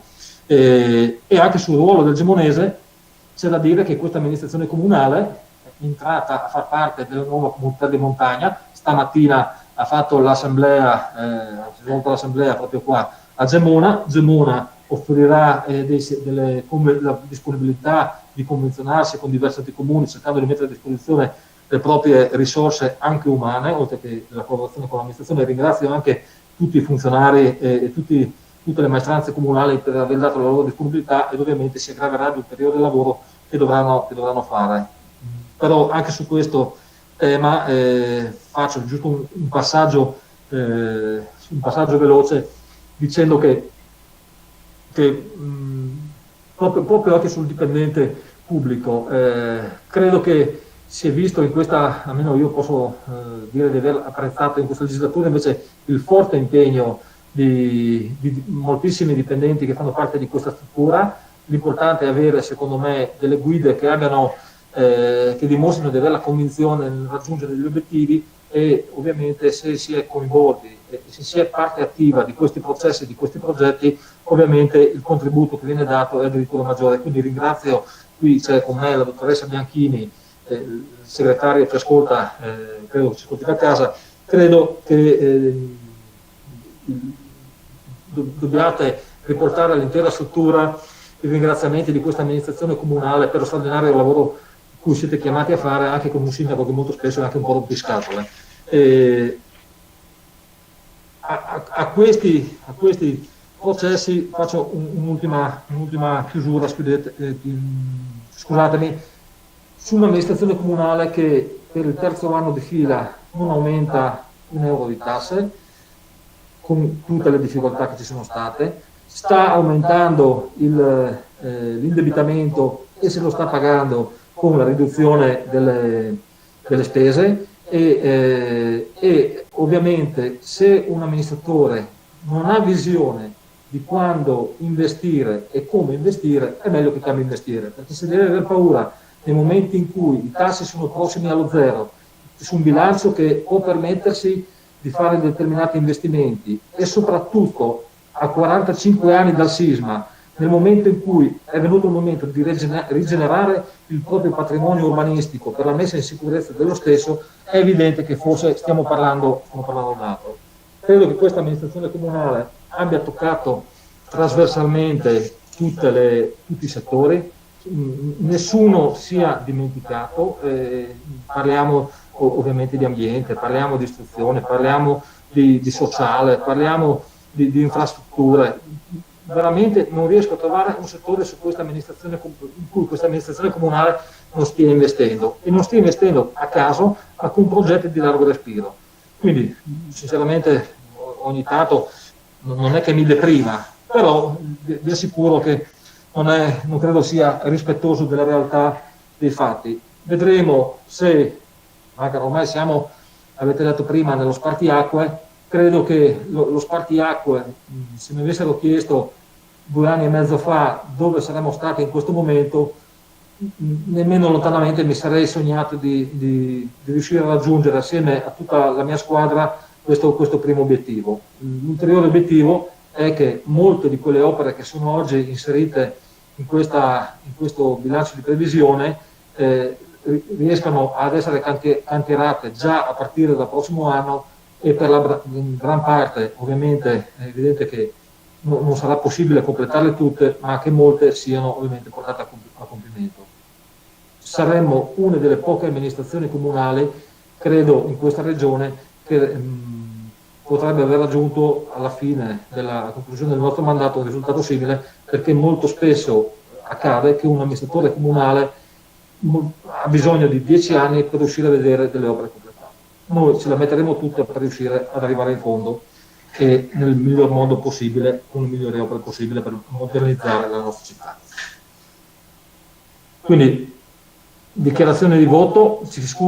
Chiedo scusa anche alla terna dei revisori se ci siamo un po' dilungati, ma forse perché siamo a metà legislatura ci siamo un po' lasciati andare. Dichiarazione di voto. Prego, consigliere Gurisatti. Al volo, confermo quello che ho detto prima rispetto al DUP, rispetto alla ricognizione e valorizzazione del patrimonio immobiliare e all'approvazione del bilancio, su cui esprimeremo voto contrario per le motivazioni che ho spiegato prima, mentre ci asterremo sulle altre delibere relative comunque al bilancio, anche, come dire, perché riconosciamo dal punto di vista delle tasse, come abbiamo riconosciuto anche gli anni scorsi, il fatto che ad esempio anche quest'anno le aliquote appunto vengono mantenute. Grazie. Prego, consigliere Venturini, mi sembra di aver visto la sua mano. Grazie, consigliere. Sì, scusi. No, c'era una canzone della mia generazione che diceva nel testo: siano stati i libri e il mio provincialismo, e poi chi lasciava davanti, per dire che guardare un po' lontano ci fa alzare lo sguardo dal fatto di essere, come dire, provinciali e sapersi in un sistema che ormai è globale, per cui il discorso dello sbattito della farfalla non è parlare dell'ONU, inquadrare i temi di futuro guardando quello che è lo scenario, quantomeno lo scenario europeo, perché di questo si dibatte su tutti i tavoli politici, a Bruxelles, a Roma, a Trieste e a Gemona. Non ripeto le cose che ha detto il consigliere Gurisatti, ma il nostro voto sarà il medesimo. Grazie. Non ci sono dichiarazioni di voto, quindi procederei ai voti. Iniziamo dal punto numero 1 all'ordine del giorno. Articolo atto 2020-27, articolo 170 del decreto legislativo 267-2000, esame e approvazione DUP 2021-2023 ed aggiornamento. Iniziamo con i voti per l'appello nominale. Permettetemi un secondo che recupero. Allora, Raymond Roberto, favorevole. Canelutti Loris? Favorevole. Canci Andrea? Favorevole. Palese Andrea? Favorevole. Di Giusto Mauro? Favorevole. Cosello Nicola? Favorevole. Ragotto Monica? Favorevole. Balog Zagorka?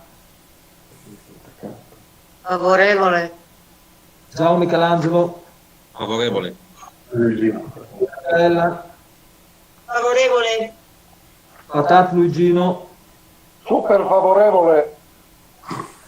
Secco Luca? Favorevole. Ollo Andrea? Favorevole. Cinto Giovanni? Oh, Cinto Giovanni, abbiamo perso? Si può dare, non la sentiamo. Ah, ok, grazie. Venturini Sandro? Perfetto. Siamo contrario? Contrario. Patat Mariolina? Contrario. Fischiuti Marco? Contrario. Venturini Sonia? Venturini Sonia? Scusi se la disturbo, Venturini Sonia? Venturini Sonia, scusi.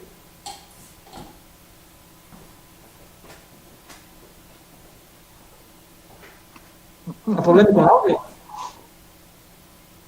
Si faccia un segno su o giù. Non sente. Oddio. Aspetti che vedo sulla chat. Non so se la consigliera Venturini può scrivere sulla chat. Scritto un messaggio, non sento. Ah, non sento. Può dichiarare il voto? Sulla chat può scrivere il consigliere Venturini, se può scrivere sulla chat? Che scrivo adesso, scusi. Intanto vado avanti. Gurisatti Damiano? Contrario. Vidoni Teresa, Contraria. Piazza Anna,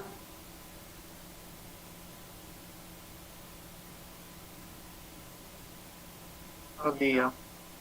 Contrario. sì. Scusate un attimino che...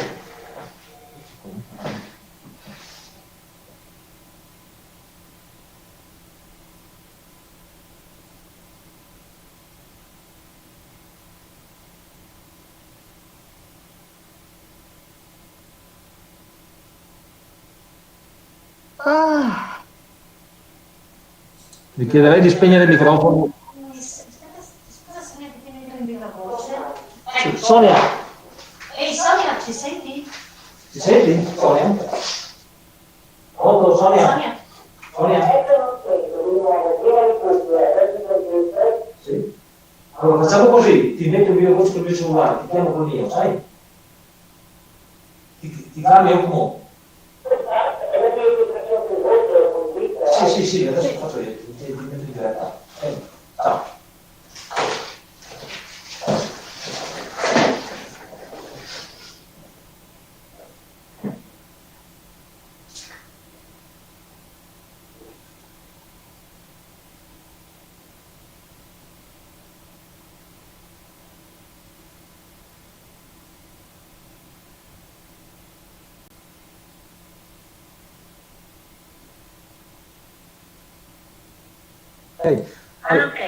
Allora, riprendo con la votazione della consigliera Sonia Venturini, che è qui tra noi, è in diretta con il collegamento con il mio cellulare. Quindi chiedo alla consigliera Venturini il voto sul punto numero 1 dell'ordine del giorno. Contraria.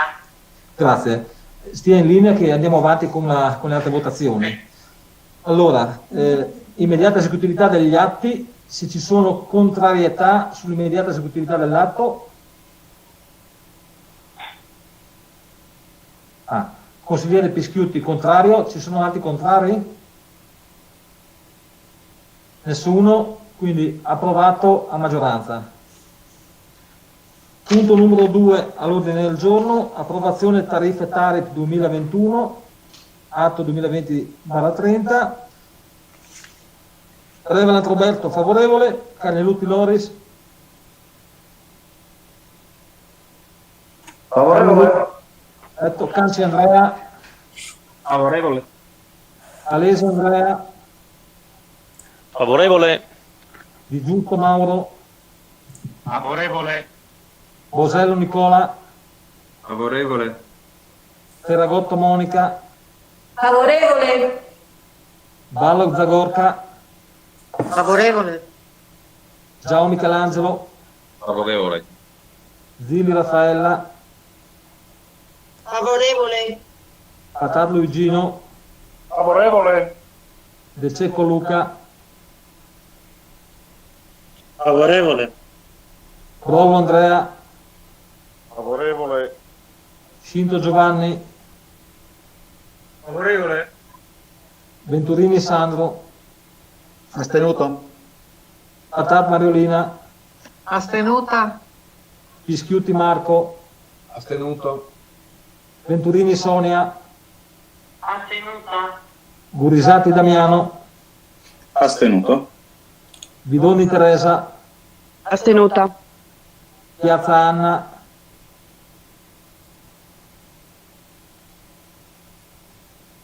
Piazza Anna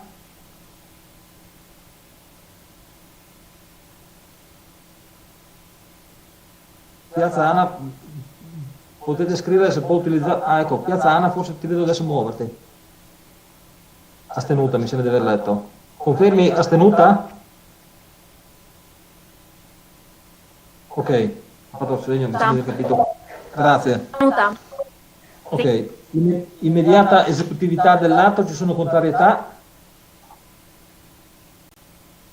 Non ci sono contrarietà, quindi approvato all'unanimità.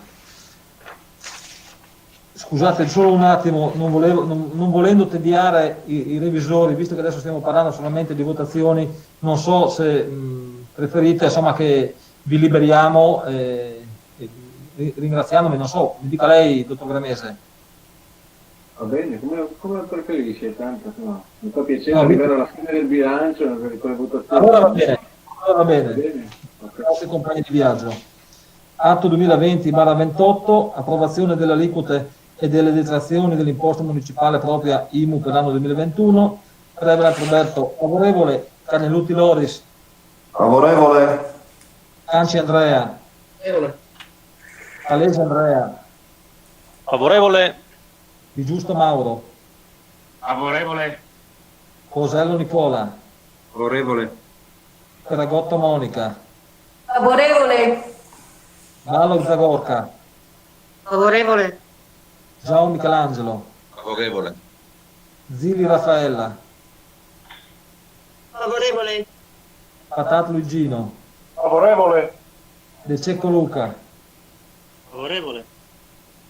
Brollo Andrea, Favorevole.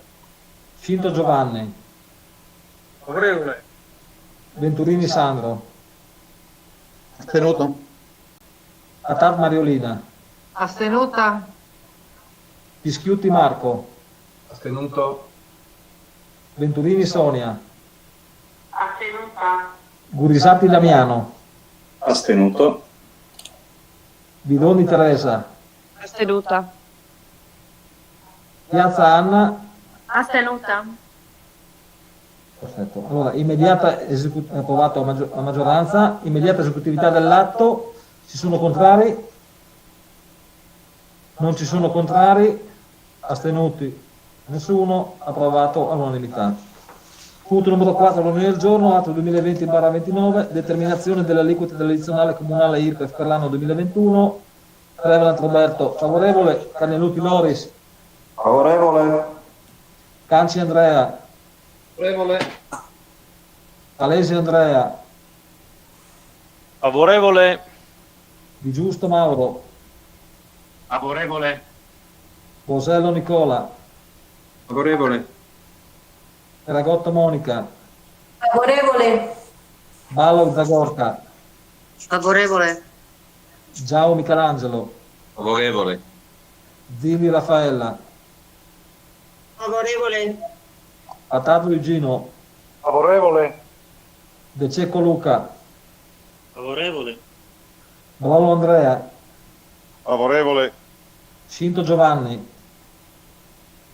Favorevole. Venturini Sandro, Astenuto? Patat Mariolina, Astenuta. Pischiutti Marco, Astenuto. Venturini Sonia, Astenuta. Gurisatti Damiano, Astenuto. Bidoni Teresa, Astenuta. Piazza Anna,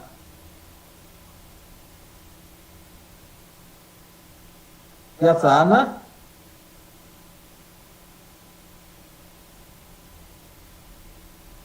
ti vediamo adesso, Piazza Anna,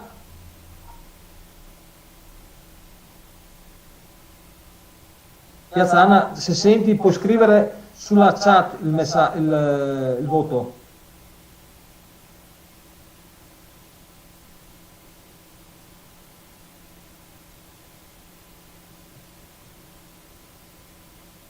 Piazza Anna, non so se senti, siamo al voto del punto numero 4 all'ordine del giorno.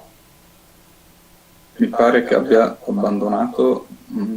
Se chiederei- sarà un contatto telefonicamente? Ecco, chiederei se può metterci anche lei, così come sto facendo io con la consigliera Venturini, magari vicino al microfono, e così procediamo.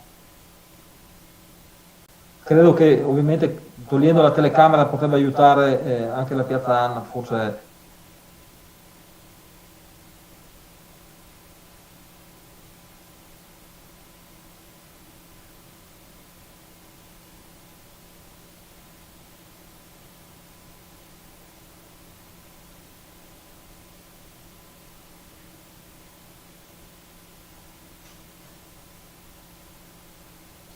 Appena mi rispondo.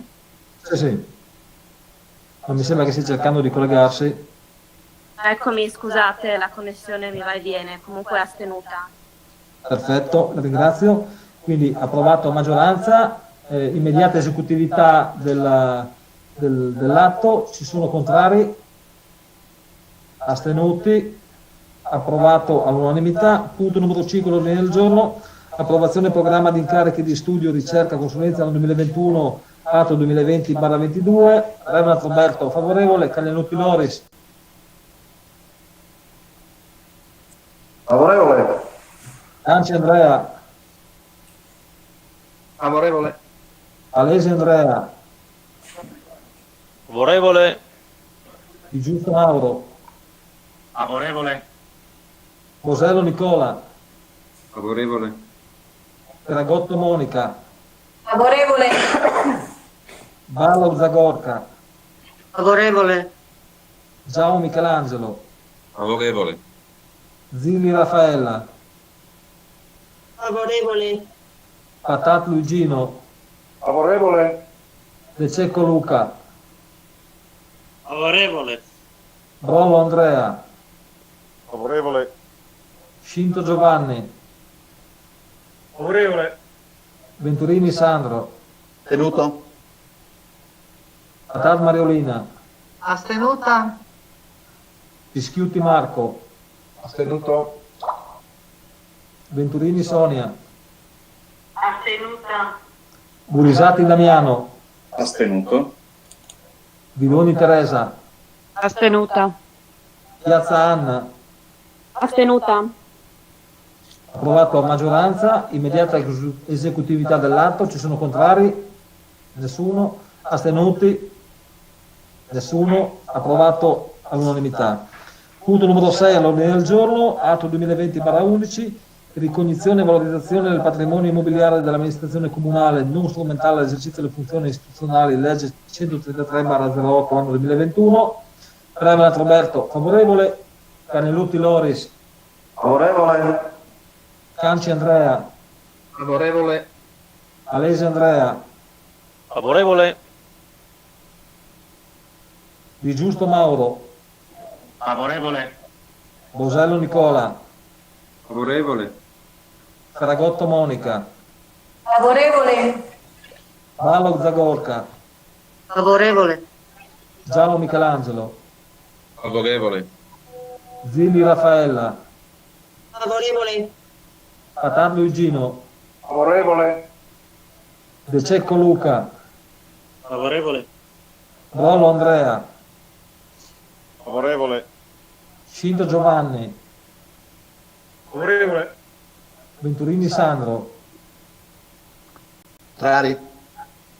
Patar Mariolina, Contraria. Fischiuti Marco, Contrario. Venturini Sonia, Contraria. Burisati Damiano, Contrario.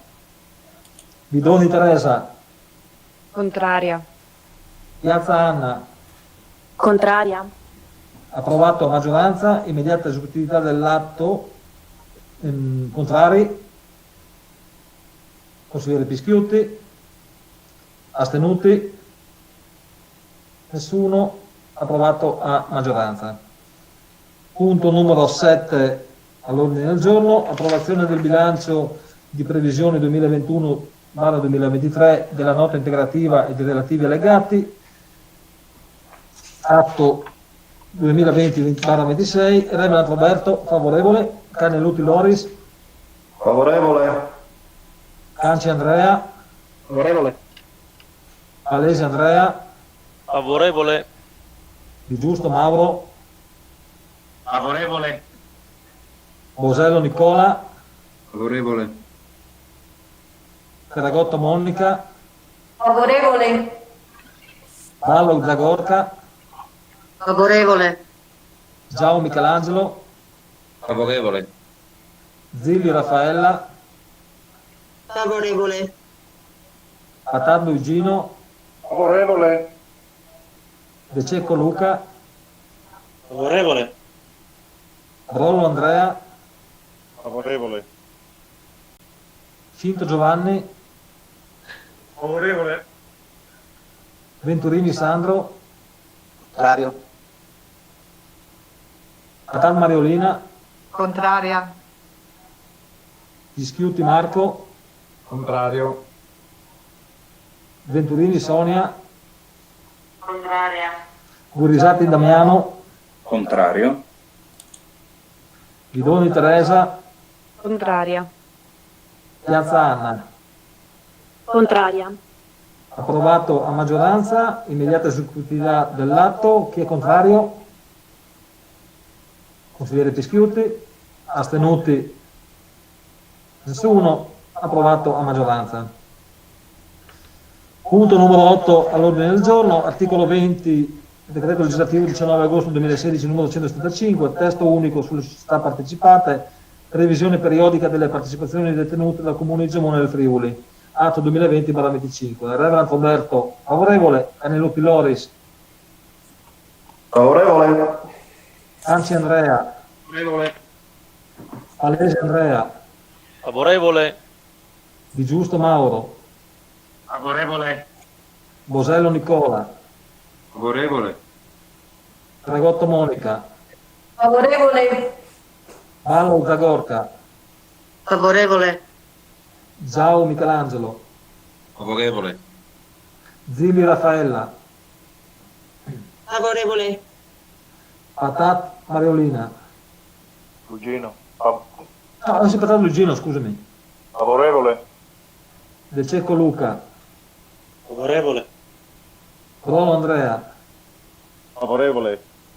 Cinto Giovanni. Favorevole. Venturini Sandro. Astenuto. Patat Mariolina. Astenuta. Pischiuti Marco. Astenuto. Venturini Sonia. Astenuta. Gurisati Damiano. Astenuto. Vidroni Teresa. Astenuta. Piazza Anna. Astenuta. Approvato a maggioranza. Immediata esecutività dell'atto. Chi è contrario? Nessuno. Astenuti? Nessuno. Approvato a maggioranza. All'unanimità, scusatemi. Si chiude qua tutta la parte legata agli atti legati al bilancio di previsione. Ringrazio ovviamente il consigliere Palese per quanto ha esposto oggi, ha ben esposto a tutti i consiglieri e per il lavoro insomma, fatto anche durante l'anno con la massima attenzione per riuscire a mandare avanti tutte le cose e per avere anche la massima attenzione come ci è stata raccomandata proprio anche dai revisori sui processi e sullo stato di avanzamento delle varie iniziative. Ringrazio i revisori che costantemente ci aiutano e anche in questa sede hanno portato il loro contributo e credo che anche l'amministrazione comunale, l'ha detto prima, credo il dottor Gremese e ritengo anche a nome di tutti i suoi collaboratori, sta crescendo anche nella propria struttura, anche proprio per la collaborazione che proprio i revisori stessi ci riescono ad offrire. Io stesso, se in un primo momento avevo alcuni dubbi sul passaggio da un unico revisore alla terna, devo dire che i benefici che ne stiamo traendo sono importanti e quindi riconosco il valore di questo passaggio anche per le competenze che ciascuno di loro riesce a portare alla nostra struttura e ovviamente a questa amministrazione. Quindi vi ringrazio infinitamente e auguro a voi ovviamente un buon fine anno, ma soprattutto un anno nuovo ricco di ulteriori soddisfazioni che riuscirete a raccogliere anche assieme a questa amministrazione comunale che ha senz'altro tanto lavoro da fare, tanta ambizione proprio per riuscire a riportare la città ai ruoli che ovviamente le competono e merita.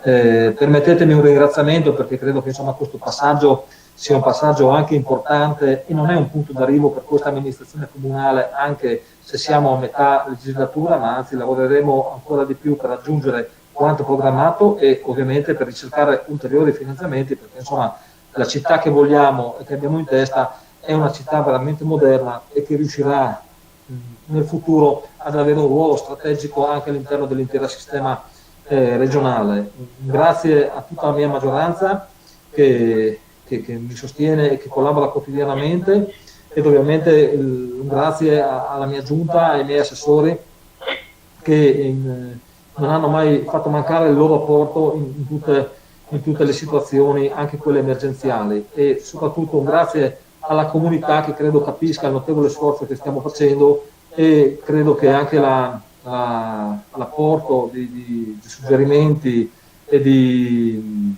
stimolo anche da parte rivolto a noi amministratori, vi posso assicurare che è molto gradito e molto spesso riusciamo a dare anche risposte tempestive a quelle che sono le esigenze della comunità. Seguiremo ovviamente i loro consigli e saremo da guida proprio per rilanciare la nostra Gemona, perché sono convinto che questa amministrazione comunale stia facendo veramente abbia una visione strategica che possa essere utile a tutti e che tutti possano crescere assieme nell'immediato futuro. Quindi grazie per questo atto di approvazione del bilancio, un grazie anche alla minoranza che ha trovato nel voto di astensione di diversi punti, si vede una condivisione su questa proposta di legge, su questo atto dell'approvazione del bilancio. Sta a significare che i punti che sono stati inseriti sui vari atti e sulle varie programmazioni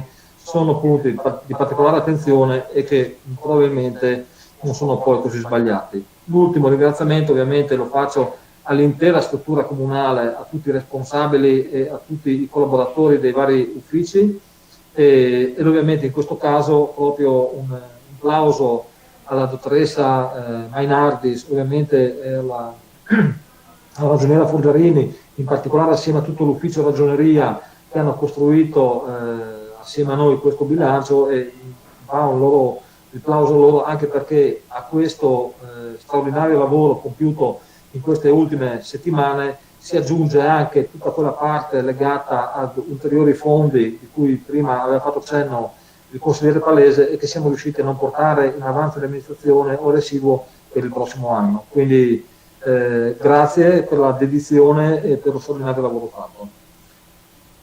Saluto i revisori di nuovo, augurando loro un buon anno a nome di tutto dell'intero Consiglio Comunale. Grazie. Signor Sindaco, grazie signor Sindaco, anche come Presidente del Collegio ringrazio lei e la sua amministrazione, vi auguro il 2021 di lavoro e di soddisfazione. Noi siamo orgogliosi di far parte della vostra squadra. Arrivederci. Grazie di nuovo. Passiamo al punto numero 9 all'ordine del giorno, atto numero 2020/15, adozione variante numero 70 al PRGC, variante di livello comunale, articolo 63 sexies, legge regionale numero 05/2007. La variante di fatto è una variante dove va a recepire una normativa regionale che permette il recupero di fabbricati rurali dismessi, dando la possibilità di riconvertirli in residente. È già previsto nel nostro piano regolatore generale per l'area dell'Ovest Ferrovia questa tipologia questa previsione, una previsione che questa volta dico questo sindaco, quando era assessore all'urbanistica, in maniera innovativa aveva inserito nell'amministrazione Urbani, nel primo Urbani, eravamo riusciti ad avviare un percorso proprio per il recupero del patrimonio edilizio esistente al fine di limitare il consumo di suolo, percorso che poi ho cercato di portare avanti anche con poche soddisfazioni anche nella legislazione, nell'esperienza del Consiglio regionale, di fatto con questa variante si estende tale previsione anche alle altre zone agricole al fine di limitare, come dicevo, il consumo di suolo. Quindi stiamo parlando dell'area Ovest Ferrovia, che tra l'altro è quella più urbanizzata e credo per un vulnus dello stesso strumento urbanistico questo non era stato previsto in passato. Il limite pone dei limiti anche sulle cubature esistenti, anche sulle unità immobiliari e sul numero delle potenziali previsioni. Si parla di 10 unità sull'est ferrovia più 5 sulla parte ovest, quindi sull'ovest ferrovia, scusatemi, 10 negli ambiti agricoli dell'est ferrovia e 5 sulla parte ovest ferrovia. quindi stiamo parlando di un numero esiguo di possibili unità immobiliari, recuperando il patrimonio edilizio esistente e credo anche utilizzando gli incentivi che, e qui va un plauso al governo nazionale, ha messo in campo perseguendo anche strade già avviate precedentemente sugli incentivi sulle detrazioni legate al sisma bonus ed eco bonus. Magari se facessero le cose un po' più semplici sarebbe ancora meglio, ma comunque magari tempiamo ci arriviamo. Ci sono interventi? Come avete visto, ecco, su questa non ci sono documenti planimetrici, tra virgolette, retini, cose varie, perché è una norma soprattutto di interesse generale e che quindi è, tra virgolette, una possibilità contingentata di richieste e fin tanto che non saranno esaurite non si procederà con l'ulteriore passaggio. Questa norma è figlia anche di una condivisione di un percorso che avevamo già portato avanti con delle schedature vere e proprie quella volta, insomma, che abbiamo fatto la variante sotto questo profilo strategica nella prima amministrazione urbana e adesso proseguiamo in questa direzione.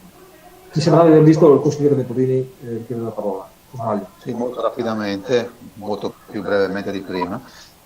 Solo due questioni. La prima, diciamo, è nel merito, cioè nell'opera diciamo, di recupero di edifici esistenti. È ovvio che la volontà è condivisibile, però ci sono almeno due questioni che non condividiamo. La prima è questa della variante numero 70. Ho detto anche prima nell'intervento, e lo stavo dicendo ormai da parecchi anni, io credo che sia il caso di mettere un freno, azzerare un sistema che va avanti di variante in variante, e invece ho visto che nel bilancio avete previsto ulteriori 30.000 euro, quindi immagino per ulteriori pezzettini di variante sul piano regolatore, perché credo che il piano regolatore originale, se uno andasse a guardarlo, qual era la sua intenzione, sia ormai completamente persa. E quindi credo, l'ho già detto anche prima, che sarebbe questo il caso, il momento in cui si possa mettere in mano a una variante generale del piano regolatore, ripartendo con un disegno sia complessivo e non portandoci dietro continue modifiche di una variante, di un piano pensato ancora del post-terremoto. Quindi questo è motivo per cui non condividiamo l'ennesima variante. L'altro elemento è comunque anche quello, ne abbiamo qui discusso più volte, che abbiamo un patrimonio immobiliare per quanto riguarda la residenza che è notevole. Avevo fatto notare anche come questa crescita di volumi deprimesse in parte il valore degli edifici, perché c'è tanta offerta e poca domanda sostanzialmente, e quindi i valori immobiliari in questi anni, avevo fatto una ricerca, se vi ricordate, erano di fatto prima del Covid calati. Credo che col Covid e con la crisi che viene avanti caleranno ulteriormente, quindi anche se sono pochi, ma pochi alla volta, stiamo costruendo ulteriori volumi residenziali e abbiamo una popolazione che purtroppo, come diceva prima il consigliere Gurisati, se continuerà di questo trend nel giro di pochi anni, purtroppo andrà anche sotto i 10.000 abitanti, che sarebbe un grosso guaio peraltro. E anche questo è il motivo per cui non siamo favorevoli a questo impianto. Va benissimo, grazie consigliere Venturini. Prego consigliere Gurisati. Rapidamente anch'io alcune considerazioni le avevo già fatte prima rispetto al rischio continuo di aumentare, diciamo così, la capacità insediativa di Gemona. So bene che è un numero teorico, e so bene che questa è una variante che incrementa di, se non ricordo male, 60 abitanti teorici, diciamo, la capacità insediativa massima di Gemona, però è vero anche che la nostra è una capacità insediativa che supera i 15.000 abitanti, a fronte di una Gemona che in prospettiva ha i 10.000 o sotto i 10.000. E questo è sicuramente, diciamo, un punto critico di questa variante. Di per sé l'idea è buona, cioè in astratto il fatto di riqualificare edifici rurali può essere un'idea buona, ma nello specifico caso di Gemona mi sembra che non abbiamo bisogno di altre 60 60 abitanti teorici, cioè di altre unità abitative. Ciò detto, appunto, per questa ragione esprimeremo contrarietà a questa variante. Grazie consigliere Grisatti. Ci sono altri interventi? Allora, prima di mettere ai voti anche questa delibera, faccio solamente un discorso brevissimo. Mi sarebbe piaciuto capire in questo momento quale alternativa aveste proposto voi sull'utilizzo di questo patrimonio che, se non recuperato, finirebbe per diventare dei ruberi molto spesso fatiscenti all'interno del contesto del tessuto urbano. Quindi questa è senz'altro una proposta. Se nessuno ha necessità di fare abitazioni, tali fabbricati restano tali ed eventualmente crollano su se stessi e saremo soddisfatti rispetto all'esito.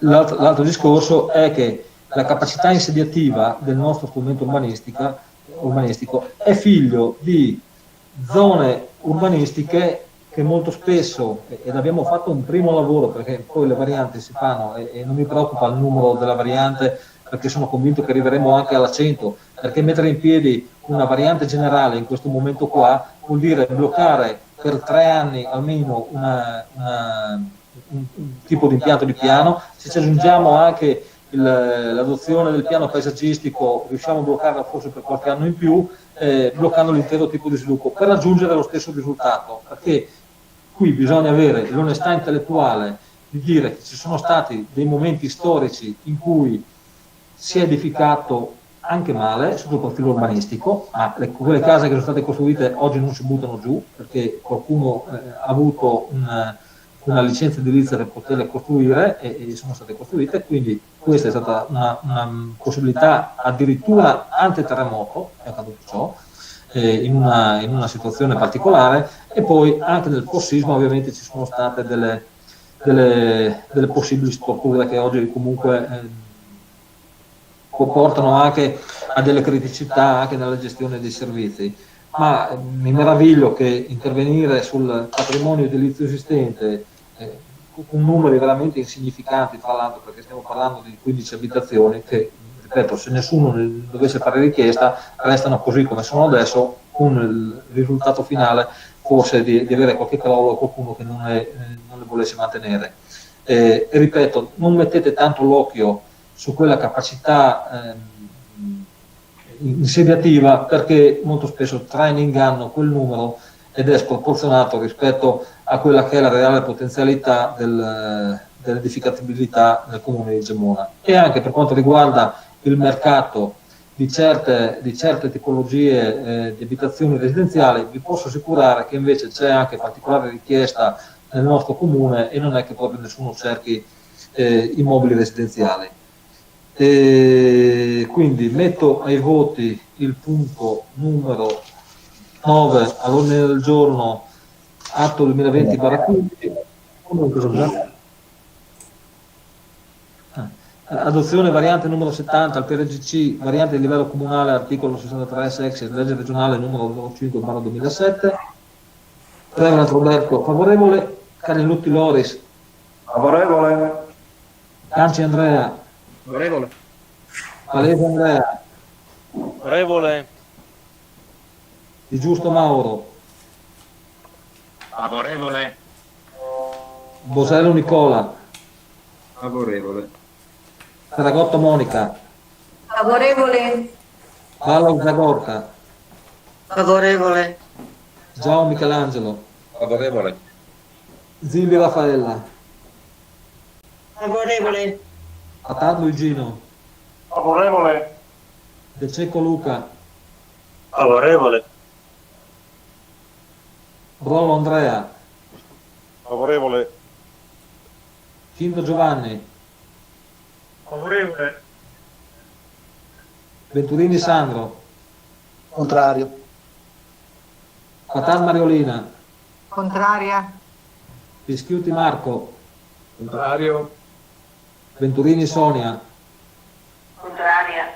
Gurisati Damiano, Contrario. Tiboni Teresa, Contraria. Piazza Anna, Contraria. approvato a maggioranza, immediata esecutività dell'atto, ci sono contrari, consigliere Pischiuti, astenuti, approvato a maggioranza. Punto numero 10 all'ordine del giorno, controriduzioni, eventuali osservazioni o opposizioni, nonché approvazione della variante numero 68 del PRGC relativa alla realizzazione della ciclabile FVG3 Gemona Artegna, primo lotto, opera in corso di realizzazione da parte dell'Unione Intercomunale del Gemonese, atto 2020/14. Si tratta della stessa deliberazione che abbiamo approvato, credo, forse ottobre più o meno, ottobre-novembre, non ricordo quando è stata adottata questa variante delegata al tratto di pista ciclabile Artegna-Gemona, che non ha avuto alcuna osservazione. Ci sono interventi? Consigliere Venturini? Rapidamente, solo una dichiarazione di voto. Confermiamo il voto sfavorevole che avevamo già dato in fase di adozione della variante per le motivazioni che avevamo detto quella volta, e cioè perché appunto anche in questo caso non c'è una visione complessiva sulla mobilità ciclabile. Inoltre sono andato anche a verificare di persona l'opera, cioè il fatto che ci sia un guado sull'Orvenco in una viabilità ciclabile che si professa poi di essere anche di carattere regionale, quando appunto in realtà 500 metri più in là poteva esserci la possibilità di continuare un'opera che già era, lo avevamo detto anche la volta precedente, che già era pronta, che già è già realizzata, non ci trova favorevole. Grazie consigliere Venturini. Non ci sono... chiedo scusa, consigliere Gurisati. Al volo solo dichiarazione di voto, confermo l'astensione che avevamo già, come avevamo già votato insomma nella prima presentazione di questa variante. Perfetto, grazie. Non ci sono altri interventi, quindi metto ai voti il punto numero 10 all'ordine del giorno, atto 2020/14. Reverend Roberto, favorevole. Canelutti Loris. Favorevole. Canci Andrea. Favorevole. Palese Andrea.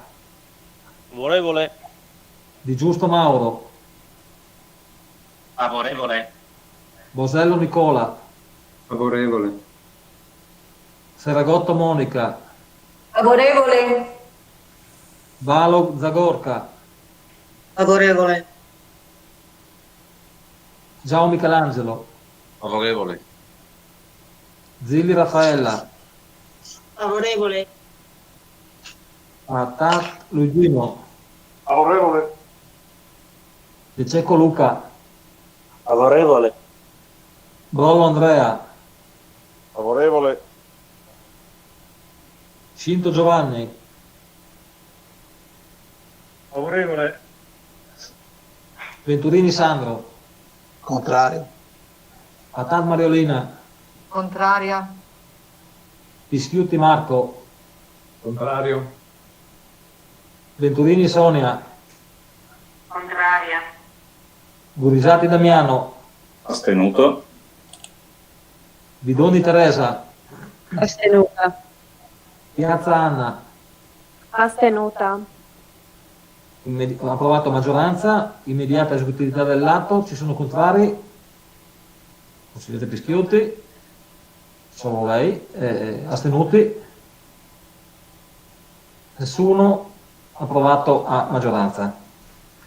Punto numero 11 all'ordine del giorno. Atto 2020/21, approvazione verbale seduta precedente. Favorevoli? Anzi no, ci sono contrari? Nessuno. Approvato all'unanimità. Bene, io vi ringrazio per questa seduta e anche per la disponibilità ovviamente a questa seduta di fine anno.